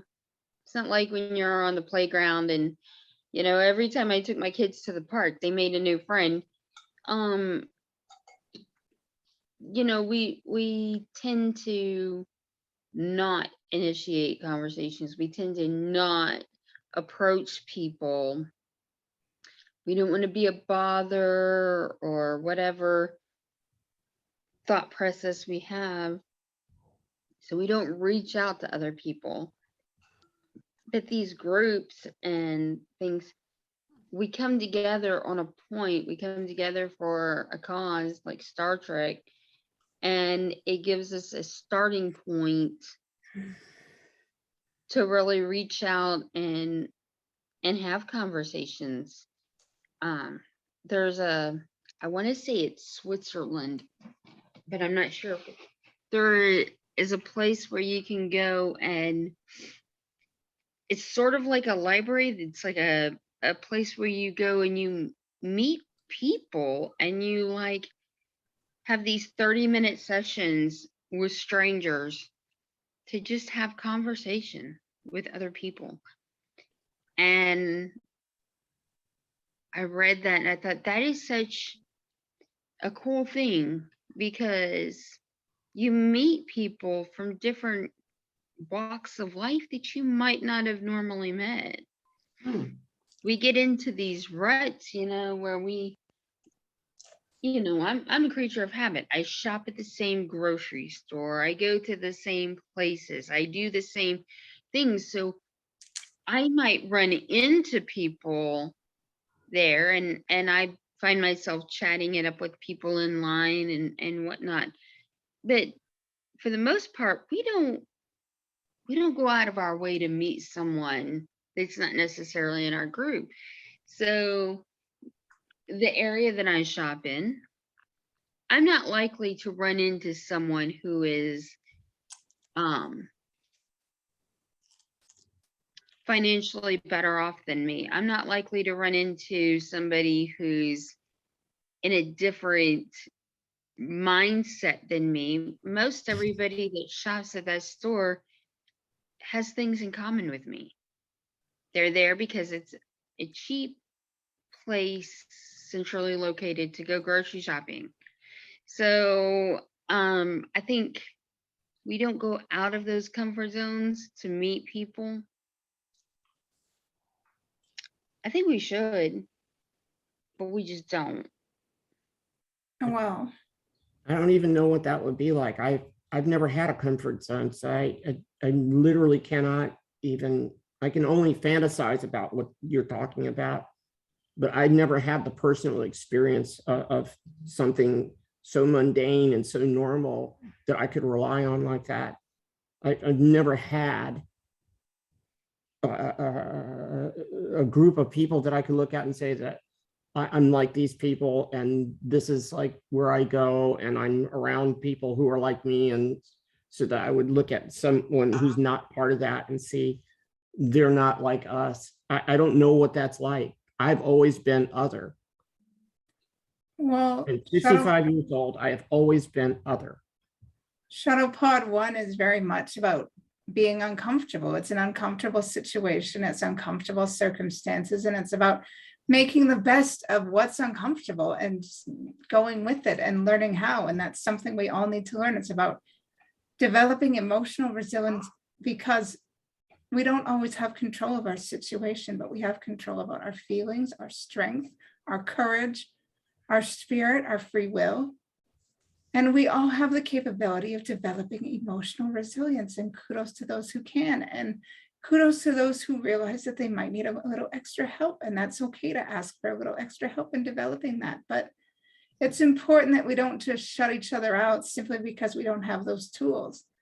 We can get those tools. Mhm. We can learn to love one another. We just can't stop living simply because we don't have the tools to If be you look at my uncomfortable. Life is about being uncomfortable. God forbid that we be uncomfortable, being uncomfortable, learning to be uncomfortable. Oh, and there's some learning- people who would gladly exchange their life just to feel comfortable. Look at the my Facebook profile. It said my motto is pursue truth before comfort, because I have no idea what it's like to have the dubious luxury of assuming other people are like me, that they see the world through and see the world that I see, sense, feel the world that I see. I have to always be outside of my comfort zone in any contact with other people. You know, so I mean, it's one thing to choose to be resilient, and then there's having no choice. You know, facing sober reality that you cannot ever assume that how you see things is in common with what other people see. And in the moment that you forget, oh my God, they will always remind you in the most unpleasant way possible. And you know, the sad thing is everybody is always unpleasant about something, and everybody always finds a way to be upset about something, and nobody takes the time to be understanding or patient anymore. True. But I don't have that option. I'm always expected to be. I I'm always think expected to be understanding. I have to be understanding, but other people are never obligated to do that with me. I think the world is more and more like that, you know, they expect everyone around them to be understanding and tolerant and conforming, but they themselves Right. are not that way. But my parents worked really, really hard, especially when we were little, to make sure that we did have like this bubble of protection. It wasn't that we never encountered anyone with different beliefs or different things like in the community or whatever. But I will tell you, if we went and we encountered a situation, my mother brought us home, set us down on the couch in the living room.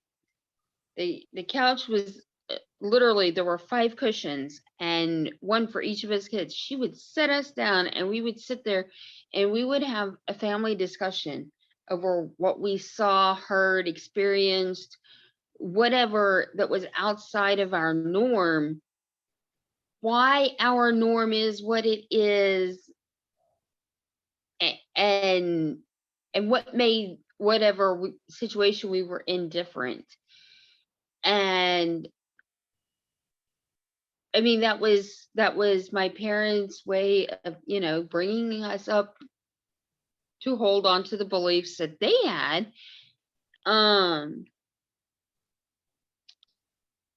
I know that that's not necessarily the norm, but we did grow up as a very protected kind of sense of, this is what we consider normal. This is what, you know, and things that went outside of that, you know, we did discuss. It was a matter that was brought up and not just ignored or just expected to go away. It was discussed. And, you know, I mean, people discussing things, not to criticize your family, but people discussing things, I feel like is bordering on tolerance, and tolerance is great and all, but tolerance is just the very least of what we can do. We should learn to love one another unconditionally and help them and accept. Oh, well, yeah, we were definitely taught that too. But I I do have to learn think, that from other people. I do think and believe firmly, you know, these are things that should be, not that they are, but they should be started at home when, at a young age, to teach to love each other, to care for each other, Yeah. to accept others. And I was very, very blessed, very, very lucky to have that as a very strong part of my upbringing. But I do realize that is not necessarily something that others have. I mean, No, I know a lot of people didn't have the luxury of having a mom that was home all day with us every day, that homeschooled, that took the time to say, for example, there was a young lady in our town. I think she was a year older than me, but she was right around my age. She tried to commit suicide at age 12. And she went through some abuse that a child should not ever even know about. They just shouldn't be aware of those things.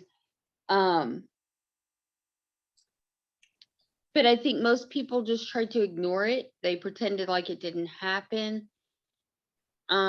Whereas in my family, it was brought up. It was a topic of discussion. It was dealt with, I think, in a much healthier way.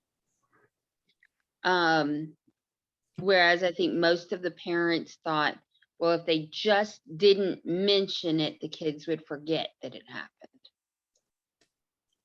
you know what we're wanting to receive, we must be willing to give so that people see we are capable of receiving it and are willing to give it unto us. Exactly.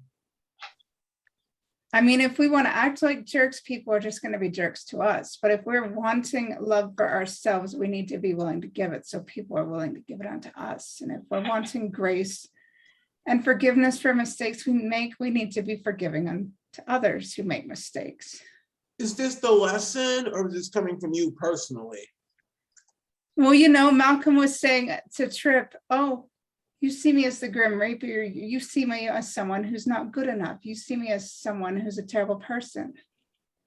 Did Malcolm see Trip in the same way? They need to learn to see each other as better people. They couldn't see each other as better people until they were put in a situation where all they had was each other. Well, and I think there was some hurt on the level of they were dealing with it in very different ways. I'm going to leave these letters. I need this closure in my life. Before I die, I need to know that I said these things. Whereas on the other hand, I need to hold out hope. I need to have some faith. I need to, I need to show that hope. And because they clashed and they were so polar opposite, each was getting offended and hurt by the reactions of the other. That's true. And I think, when Trip blew the candle out, I think that was him saying, yeah, that 5 extra minutes, maybe it's worth,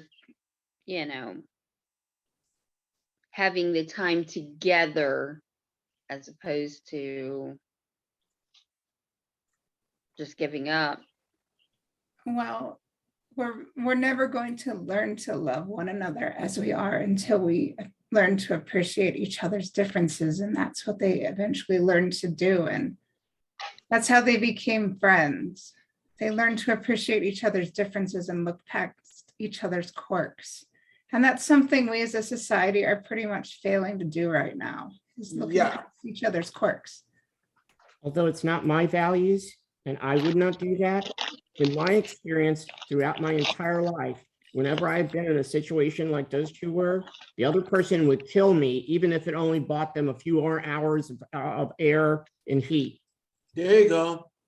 Some people put such a high price on living, they will kill their neighbor just for the privilege. And interesting how, I don't know, like the almost self-sacrifice that happened near the end, where Trip said, I'll step outside so you can have more air. And Malcolm's like, no, we died together. Another series that has some bearing on this is The Monsters Are Due on Maple Street. And we're both referencing the Twilight Zone. Wow. Great. So that is how how I would like to believe is Star Trek, but how my experience in life has been the monsters do on Maple Street. That's what my actual experience has been all my life. Mm.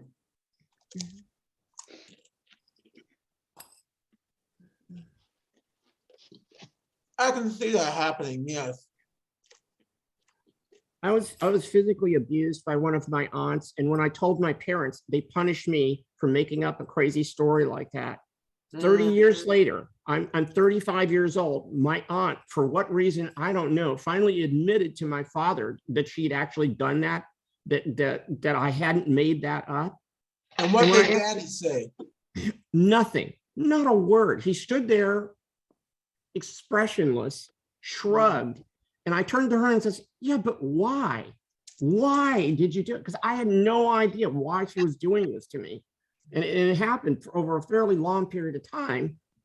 And she just smiles and said, well, isn't this enough? Can't we just get past this? I was like, what the fuck? But that's the way abusers are. Like, that's their mindset. Right. That's in the past. Great. Like Don't bring up my past. Of course, I mean, that's like raping somebody and say, can't we just, now that I admitted that I raped you, can't we just get past it now? It's like, you don't get to make that call. You lied about me and made everyone think that I was a crazy person.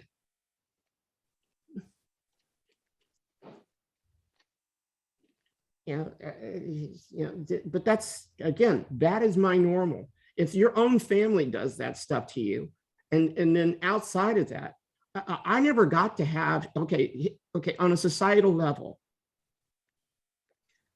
in the 1950s and 60s, children who were Black and brown who were on the ASD spectrum, which didn't mean the same thing then as it means today. That's gone through multiple reinventions, you were not treated the same way white children were who have those same birth, those same who were born that way. All my life, instead of being understanding and compassionate the way I see society treat white children who were that way, I have always been treated like I had complete autonomy over how I behave and express myself as a person with ASD, that I'm doing this on purpose. I have been treated like an adult with complete volition and control since I was a small child. And that has never changed. I've witnessed that. I am still treated that way. I went in San Francisco. I live in Berkeley now. In San Francisco, I tried attending an ASD support group, and 3 people just got up and left as soon as I came in and sat down. That is normal. There's a Wrong Planet, a website that when I joined, I made mention of this fact that there's, that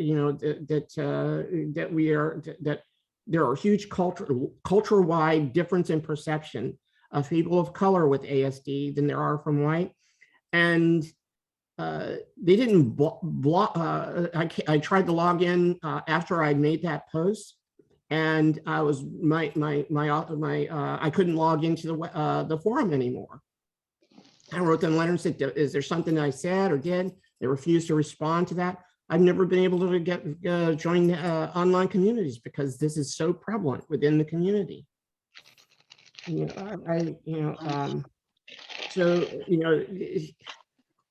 am an outsider even within outsider communities, because they are still divided along these lines of racialized class. In the LGBT community, there's the majority of gay males in the San Francisco Bay Area are actually conservatives, and when they get drunk, they laugh about how people assume they are progressives, and the truth is that they're not. These are gay men who regularly vote against gay rights because it doesn't affect them. They're affluent, and so they can get around these things that have a huge impact on the larger LGBT community. The same thing happens in the trans community. And you cannot address these things and remediate them when everyone refuses to even acknowledge the elephant in the room. You know, so I would love to have had the experience, you know, the positive experience that Malcolm and Trip had and trapped on this shuttlecraft. But I know that's not going to be a reality. I have high hopes that I will meet friends like that in real life, but I also have very low expectations based on experience. Well, you know, we all have low expectations about what society is capable of because society isn't striving to be any better right now. We are all plagued by indifference because people are not making an effort to do or be any better in terms of the social ignorance they are willing to cure themselves of. Because we are all suffering from the same sickness that social ignorance is, to one degree or another. Yeah. And you know, Trip and Malcolm, they had a degree of ignorance regarding each other, and they had to work very hard throughout the episode to cure themselves of that ignorance so they could come to an understanding and work together to get out of the situation. That they don't have much time to do it might have been a factor. Well, they had to work quickly, but they still had to cure themselves of the ignorance they had regarding each other and their response to the situation at hand, right? But they're both Starfleet. It doesn't matter. It doesn't matter. It matters a great deal. They had a common set code that they both had to start from. A common code. They're still human, though. The human response very much plays into this. They're still human, even though I didn't say that's not true. What I'm saying is that they at least had a common set of values. Even if they had different interpretations of it, they still had a common set of values that is predicated on the fact that they're both Starfleet members. They're Starfleet officers. That is a powerful thing. You don't accidentally find your way in Starfleet, and you definitely don't rise to the level that they both are without a deep ingrained code of values that you have in common. So aside from, yes, they have different personalities that rub each other the wrong way, but at the end of the day, I had confidence watching them that they're going to work that out because they both believe in something higher than themselves. Well, and even if they hadn't on a personal level done that, remember, Trip was a superior officer, so he's like, that's an order. You saw how far that got him. But I mean, he did have that control, if you will, over the situation because he was the superior officer. Right. He had a choice in the matter. I mean, he could have been insubordinate, but you're right. They started out with the basis of we are Starfleet officers. There is that code of conduct. They started in a place where they had a common ground to reach. Yes. And I think if we're honest about it, that as humans, we all have a common ground that we could find. Yes, but like, you know, we're also very human, and how many humans compromise their personal moral codes just to fit into what is proper society, what is being cool? How many sacrifice their personal moral codes just to fit in these days? A lot. Yeah, but that's taught. That isn't a part of natural human behavior. Well, if it's taught enough, then it becomes natural for some, unfortunately. That's normalized. Natural and normalized are two different things. You know, that is not, they are not the same thing. There are a lot of things that we do today that people treat as human nature that are actually taught as human nature, but that's just, it's a lie. Even emotions are not something intrinsic that we are born with. We have to learn emotions. Feelings, everyone has pretty much in common, senses, but you have to learn emotions. And even when you have the socialization for that, if you're on the ASD spectrum, that doesn't necessarily mean they're going to take. because it's not as simple as black and white. It's not zeros and ones. The biggest problem is that, again, it goes back to the social infrastructure in our education. No one is taught that your culture is something you're taught, that how you see the world is something you're taught, and that there is someone deliberately shaping that. We're taught that it's some organic and natural thing that we're all in, and that's a lie.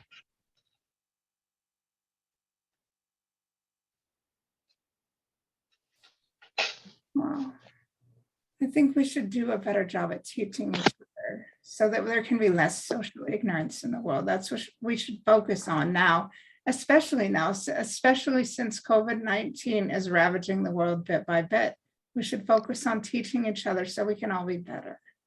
You have people who are actively trying to use the law to prevent that from happening. They are trying to prevent science from being taught. They're telling people that science is just another religion. They are teaching people that racism doesn't exist, that there has never been a history of racism or sexism or any of the rest of these things in American society. Never before have we been farther away from the ideal that you're talking about, where we have to teach people that. It is less likely to be taught now than at any point since I've been living. And it's terrifying.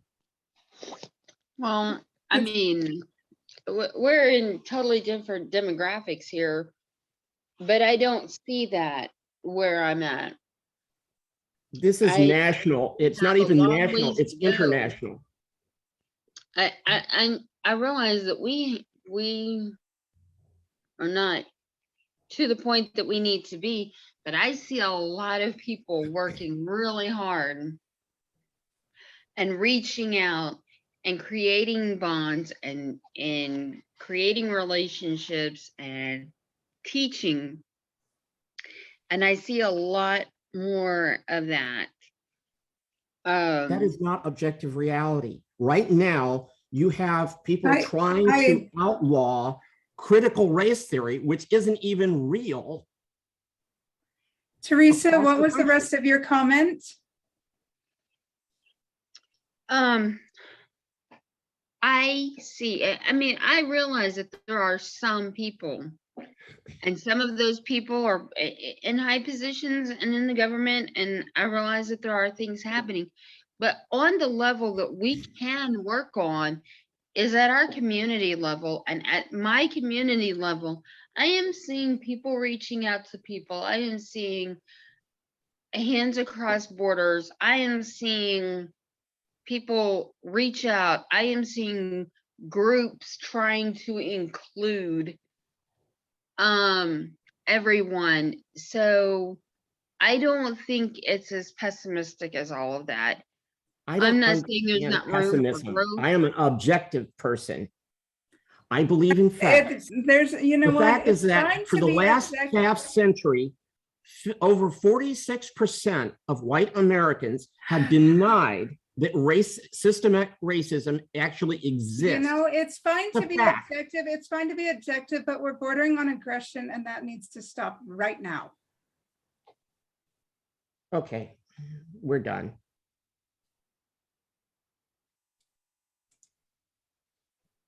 Teresa, I'd like you to finish your thought, please.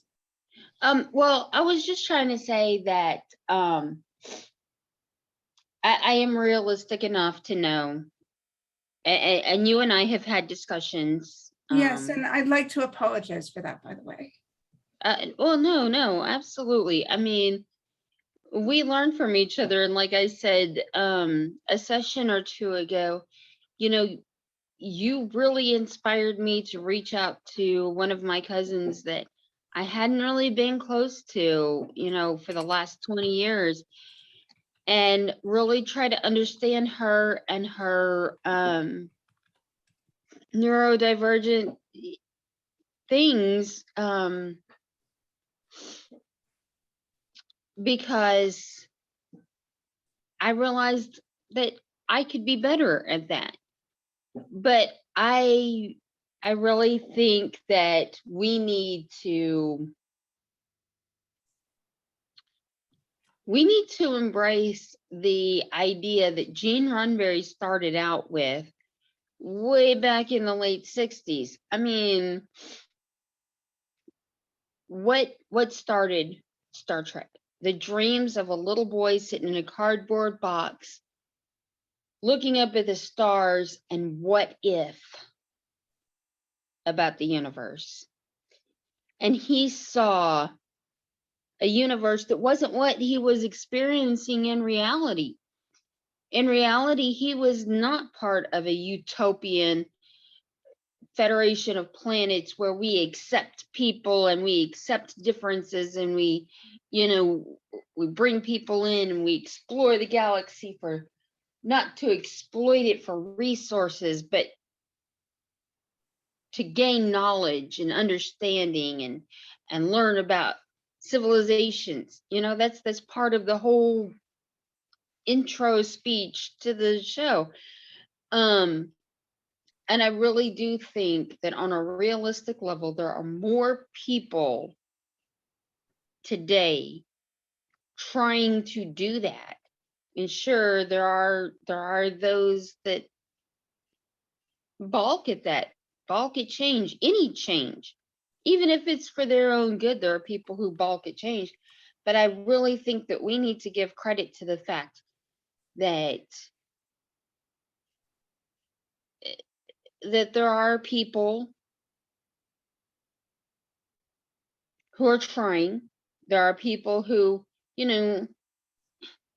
on the shuttle pod, you had two people with very different ideas that they both felt like they were right, but they both gave a little. If they hadn't given a little, they got a little insight into the other person. I think Trip had a moment of judgment where he's, half of the women in in the Los Angeles area, you got to, or what was it, San Francisco? Anyway, you're writing all of these letters to all these different women. I think he had a moment of judging him for maybe a little bit for all of those letters, but I think he started to realize towards the end there that was Malcolm's way of getting some personal closure for what he realized was a mistake on his own part. He was not able to open up. He was not able to be completely honest with any of the women he was in relationships with. And I think they got a little glimpse, a little tiny crack in the window to see through to each other. And it's got to start somewhere. And you don't get that crack by getting a crowbar and breaking the window. Right. And I think that's what our friend that just left, I think she needs to back up just a little bit and understand not to take a crowbar after the window, but you build a relationship with people and you put that crack in the window and you let yourself be seen a little bit and you look at the other person, because you need to have some understanding, but you have to open yourself up a little bit too. I will say this. I muted our friend and she got pissed and left. I see. Yeah, I read. And that's all I'm going to say. Well, because I will say this. This is supposed to be a safe space and we are not supposed to attack each other. It's clearly in the rules. And I'm not going to put up with people attacking each other. And that's where main Captain Heather comes out. And I'll be damned. And pardon me for swearing. I'll be damned if I'm going to sit here and watch people attack each other. And I'm sorry that happened. I do have some insight. I don't know if you were watching the discussion on Facebook between me and her. Oh, boy. But I won't say it here, especially since it's being recorded, but I do think there's some insight there as well. Well, don't worry, I will handle it. I am sorry again that It is all good. I was trying to be diplomatic. yeah, I'm sorry that yeah, I was trying to just let her have her peace and such because Yeah, and I know some people know when they get going on a tangent. yeah, I was like trying to just see if she'd settle down on her own, but But I guess people, they start looking at their problems, they get so wrapped up in their problems, is all they can speak of. Why is society doing this? Why is society doing that? Like, I don't mean to put down people, but I've heard that line before. so I apologize for that disruption. Hopefully that will not Um, happen again. Oh, all good. happens a It's all bunch good. around here. It's all good.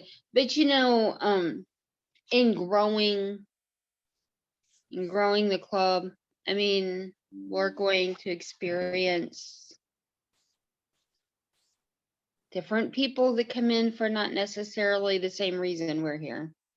And I'm sorry So- for swearing. I shouldn't swear and I shouldn't get mad, but I was upset. It's It is upsetting, yes. it's all good. You have every right to be upset. But you know, back to the episode, Yes, I back to the noticed episode. Yes. I noticed something that I don't think that I either didn't notice or didn't remember from seeing it before. When T'Pol is trying to explain her scientific findings. And the captain ignores her because he doesn't want to hear about micro singularity. There's no such thing. You Well, Vulcan people is just he cut her off 3 different times, but when they were close enough that they were sending a message to the shuttle pod, and to Paul, I mean, in a very big move for a Vulcan. I didn't mean to imply that the lives of our crew members were less important than a scientific finding, even of such an importance. I think that was definitely her way of apologizing for a perceived hurt on his part, where he was upset, feeling like she was more important, more worried about getting a Nobel Prize than worried about the lives of Malcolm and Trip. But I think she realized that, and I think that was a very big move on her part, because she never would have said something like that to another Vulcan. That was her way of apologizing to him, and I think he was pretty cold about it. oh, you gotta remember. One thing I will say is you have to remember the thing about Enterprise, right? This is not the kind gentle Starfleet that or Federation for that matter, that we know of in Captain Picard's time. Or Because even at this Kirk. point, Like, we don't even have the prime directive, correct? yeah, in Archer's time, no. No, So we're and playing, but we're making the exactly. rules as we go. Exactly. Kinda. sorry, but weren't Vulcans accusing Archer? I believe it was Broken Bow. They had an argument about humans' poor qualities and the flagrant emotionalism. Yes, and the Vulcans also had a thing to learn because they were kind of stuck up. Remember how, and the humans resented them for that? Like, oh, we would have been at work 5 years ago, but the Vulcans held us back. Well, you Archer know, said it about his father missing out on the launch because the Vulcans held just enough back. they withheld information, exactly, and they did. because you got to think from their viewpoint, humans were little more than what we see as a trained monkey that's been trained to go up in an aircraft. They weren't technologically advanced. The warp jump that they noticed was almost by accident. So in their minds, humans are barely worth their time. So they're allies, but they're still arm's length. They're still withholding information. They're still, and even with T'Pol being on the Enterprise, you see a lot, at least as far through Enterprise as I have watched, you see a lot of that coldness between them. The trust isn't there. The dependence isn't there. You know, to take a line from Deep Space Nine, when Commander Sisko was talking to Kira about having requested a Bajoran national for his first officer to help build that trust, to help build that dependence so that they could learn from each other and learn to trust each other. I think it just took time, and the fact that they were very new at this and that relationship was new, they hadn't learned how to trust each other, they weren't sure how the other one was going to react. There was definitely some coldness and distrust, and they had to work through that too.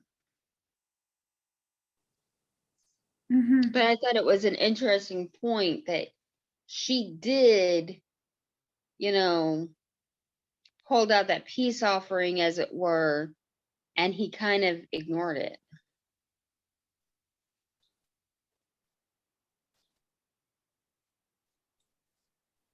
All right, anything else? I'm out of ideas. I am too. Connie, are you there with us? I am here. I just have not been feeling, I started not feeling good Oh no, I'm so during the sorry. first conversation.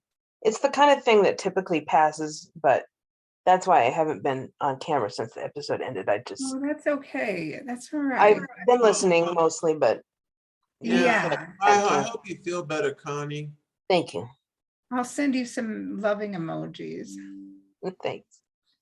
But, you know, I suppose some parting thoughts, since I assume we're all tired, shaken up.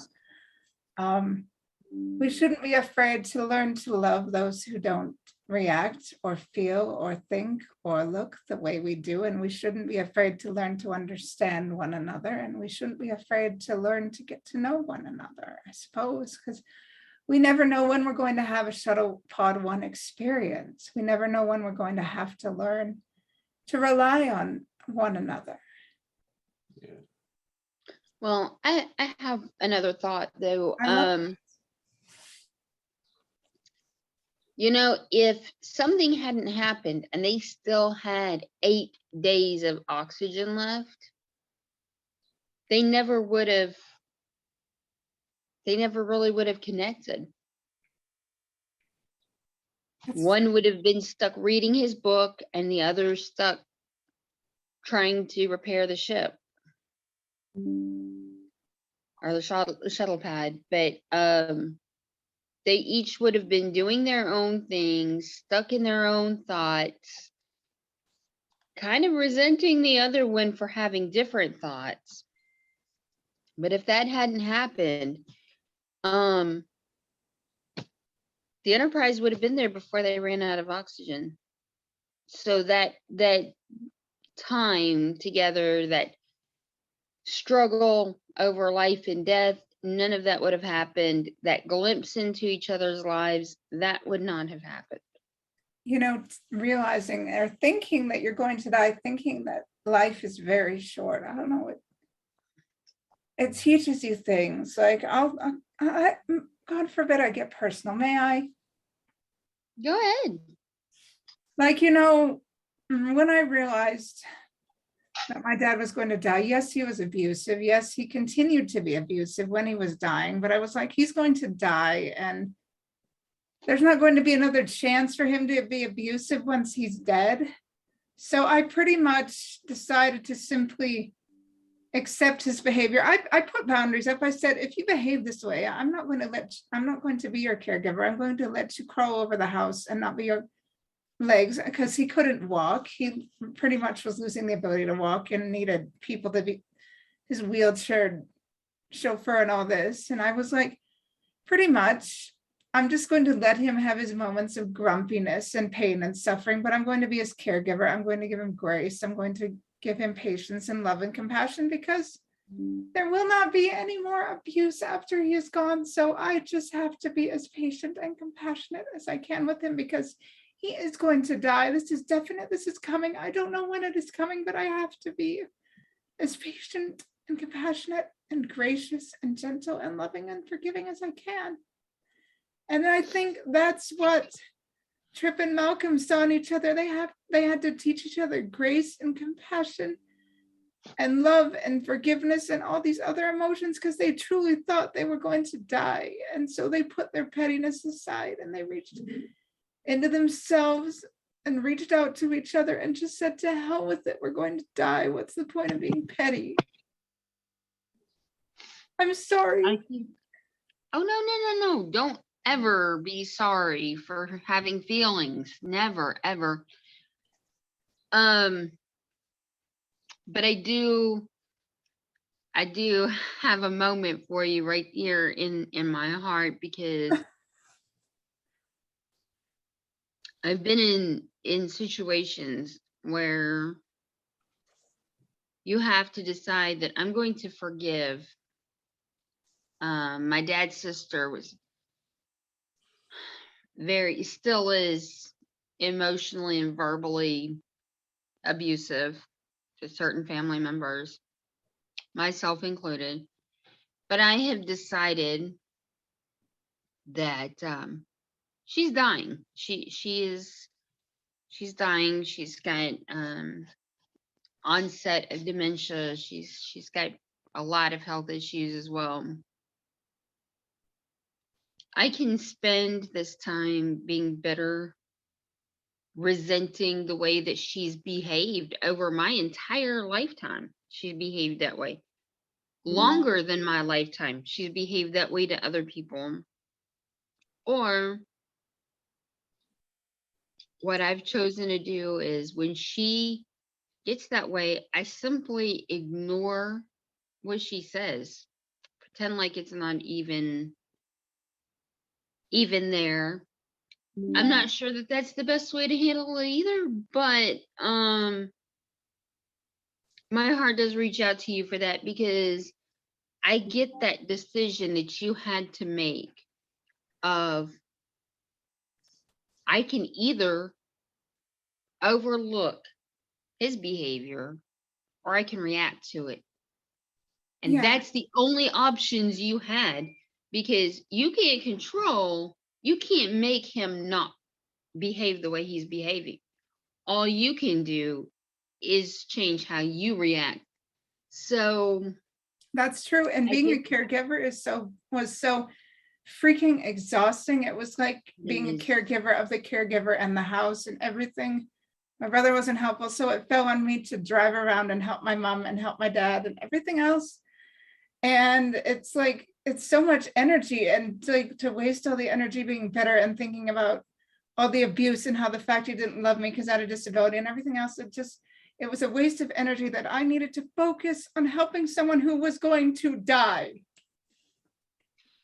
And it's not just the physical tiredness, because Yeah. that in itself is overwhelming. It was like literally barely getting any sleep, having the phone by your bed, thinking, am I gonna get a call that he's died or whatever? You don't get sleep, you barely eat, you like think about junk food all the freaking time when you're indulging in stuff you shouldn't eat. You literally go for long drives, and it's like crazy. Well, Weird ass But you can't behavior. get away from the emotional part. And I understand that, because I am absolutely 100% sure that those thoughts from past behaviors were never far away. The thought of, if our situations were reversed, he would not be helping me. No. I mean, you can't be very far removed from that. So the emotional part is draining enough. The physical part is draining enough, and you've got it all at once. That's a lot. And you do have to separate yourself enough to say, this situation is only going to last until he dies. Yeah, and it's like there's And no at that room for point, it's petty. too late. It's too late to change how I react when that happens. So I And then- have to make the decision now. Yeah. It's easier just to bottle up your thoughts and your feelings and just be gracious, because then you have to look back at regrets if you behave badly. Yeah, it'll haunt you. Well, I mean, I think, and that's something that Star Trek helped me connect with. You know, how many times from Captain Kirk on, they had to make a decision that affected not themselves, but planets and races and their whole ship of officers. And you only have that moment to make that decision in. Mhm. Sometimes that was a very hard decision to make. Sometimes that was an uncomfortable decision to make. And we have to make that decision. Mhm. And sometimes we have to make that decision when emotions are super high, sleep is super low, energy is super low, and it can be difficult. Yeah. And for that, you know, I can't speak for Anthony or Connie, but from our conversations and from my past, you know, we've been there where we've had to make those decisions. And it doesn't matter which decision you make, you feel like it's going to be the wrong one. I'm either going to hurt myself, I'm going to hurt somebody else, or I'm going to set myself up to be hurt again. And you kind of just have to suck it up and Yeah. Gonna have to choose play it by something. ear and hope for the best. That's Well, you with know any major what? decision.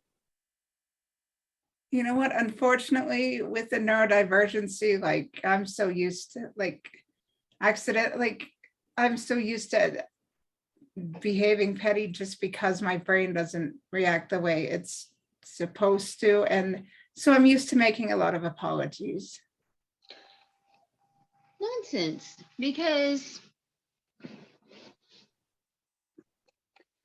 my gut reaction and yours are two very different things. But I think together we can come up with something that's a better solution. Oh yeah. So, Like I've had to take emotional resilience classes and counseling, how to come up with a better reaction and not blame myself for things that I can't control, and also also decide how to better react to things so that I'm not as impulsive or destructive with decisions in future than I was in the past. but you know, just being impulsive by itself is not necessarily a bad thing. And we see that. No, I'm serious. Sometimes you have to go gut instinct and go for it. And sometimes we react just out of pure emotion, and I understand needing to somewhat balance that. But I think you're doing an excellent job with that, and I think that we need these conflicts to come up and be able to work through it, because like Malcolm and Tripp, think about the following episodes and you see a relationship forming that would not have happened had the oxygen not threatened to run out. That would not have happened had they not had the sensors down and they could have scanned the asteroid. They would have known it wasn't the Enterprise. They there are so many things that would have made a difference, but they had to work through it together, and it brought them closer together. You know, conflict is not always a bad thing. It's how we react to the conflict. Do we That's get angry? Do we lash out? Do we attack? Or do we kind of, okay, well, what's your solution? Well, this is what I, bring to the table, and find a more diplomatic middle of the road. That's true. Whew. Okay, yeah. Wow. Yeah, I guess, has everybody got everything out that they wanted to say? For you, that's amazing. Oh, fountain of tears. Anyway, I guess I don't know, some closing advice would be like, consider how you handle your conflicts and your difficult situations and what you can learn from them, I suppose. Are you more like Malcolm or Tripp, or how can you be 2.0s? Yeah. All righty. I love you all very much. All right, and until next time. Take care. Oh, I will. Feel better, all of you. I know. Well, I think we all just need a nap. I think I need to go make my chicken salad. That sounds excellent. Connie, Have go you to bed, my ever- sweet. What? I did. I already took a nap today. And I've been lying here quite a bit, so I don't honestly know if going back to sleep, if I can even manage it, will help. Aw, I hope you feel better. Thank you. If anybody wants to chat in DMs after, go ahead. Cool. well, you need to make your chicken salad first. Oh, it's not hard. Yeah. I use canned chicken sometimes, so. I use chicken breasts and I boil them and I do all sorts of fun things to make the salad. I was going to buy one, but I prefer making them allergy friendly that way. It is. I like to put pecans and dried cherries in it. It's really I good. don't have any of those, but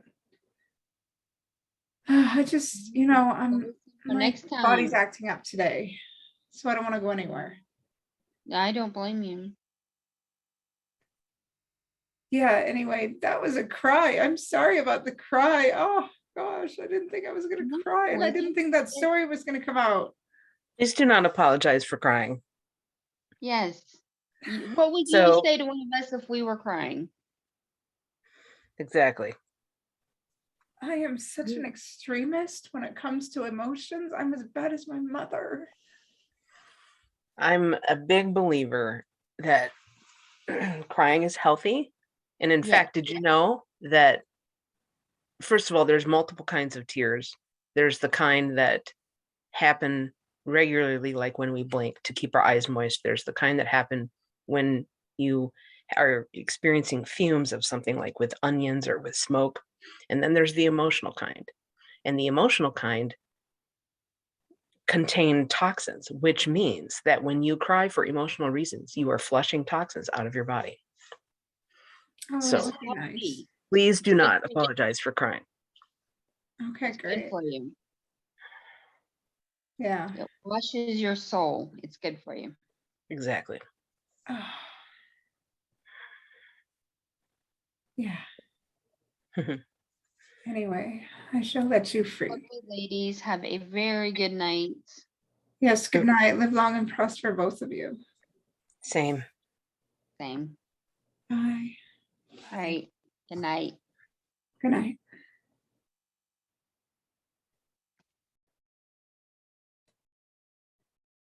Thank you for attending this meeting. Live long and prosper. And happy Mother's Day to all mothers, women, womanly figures, and everyone else who is a mother figure in the world.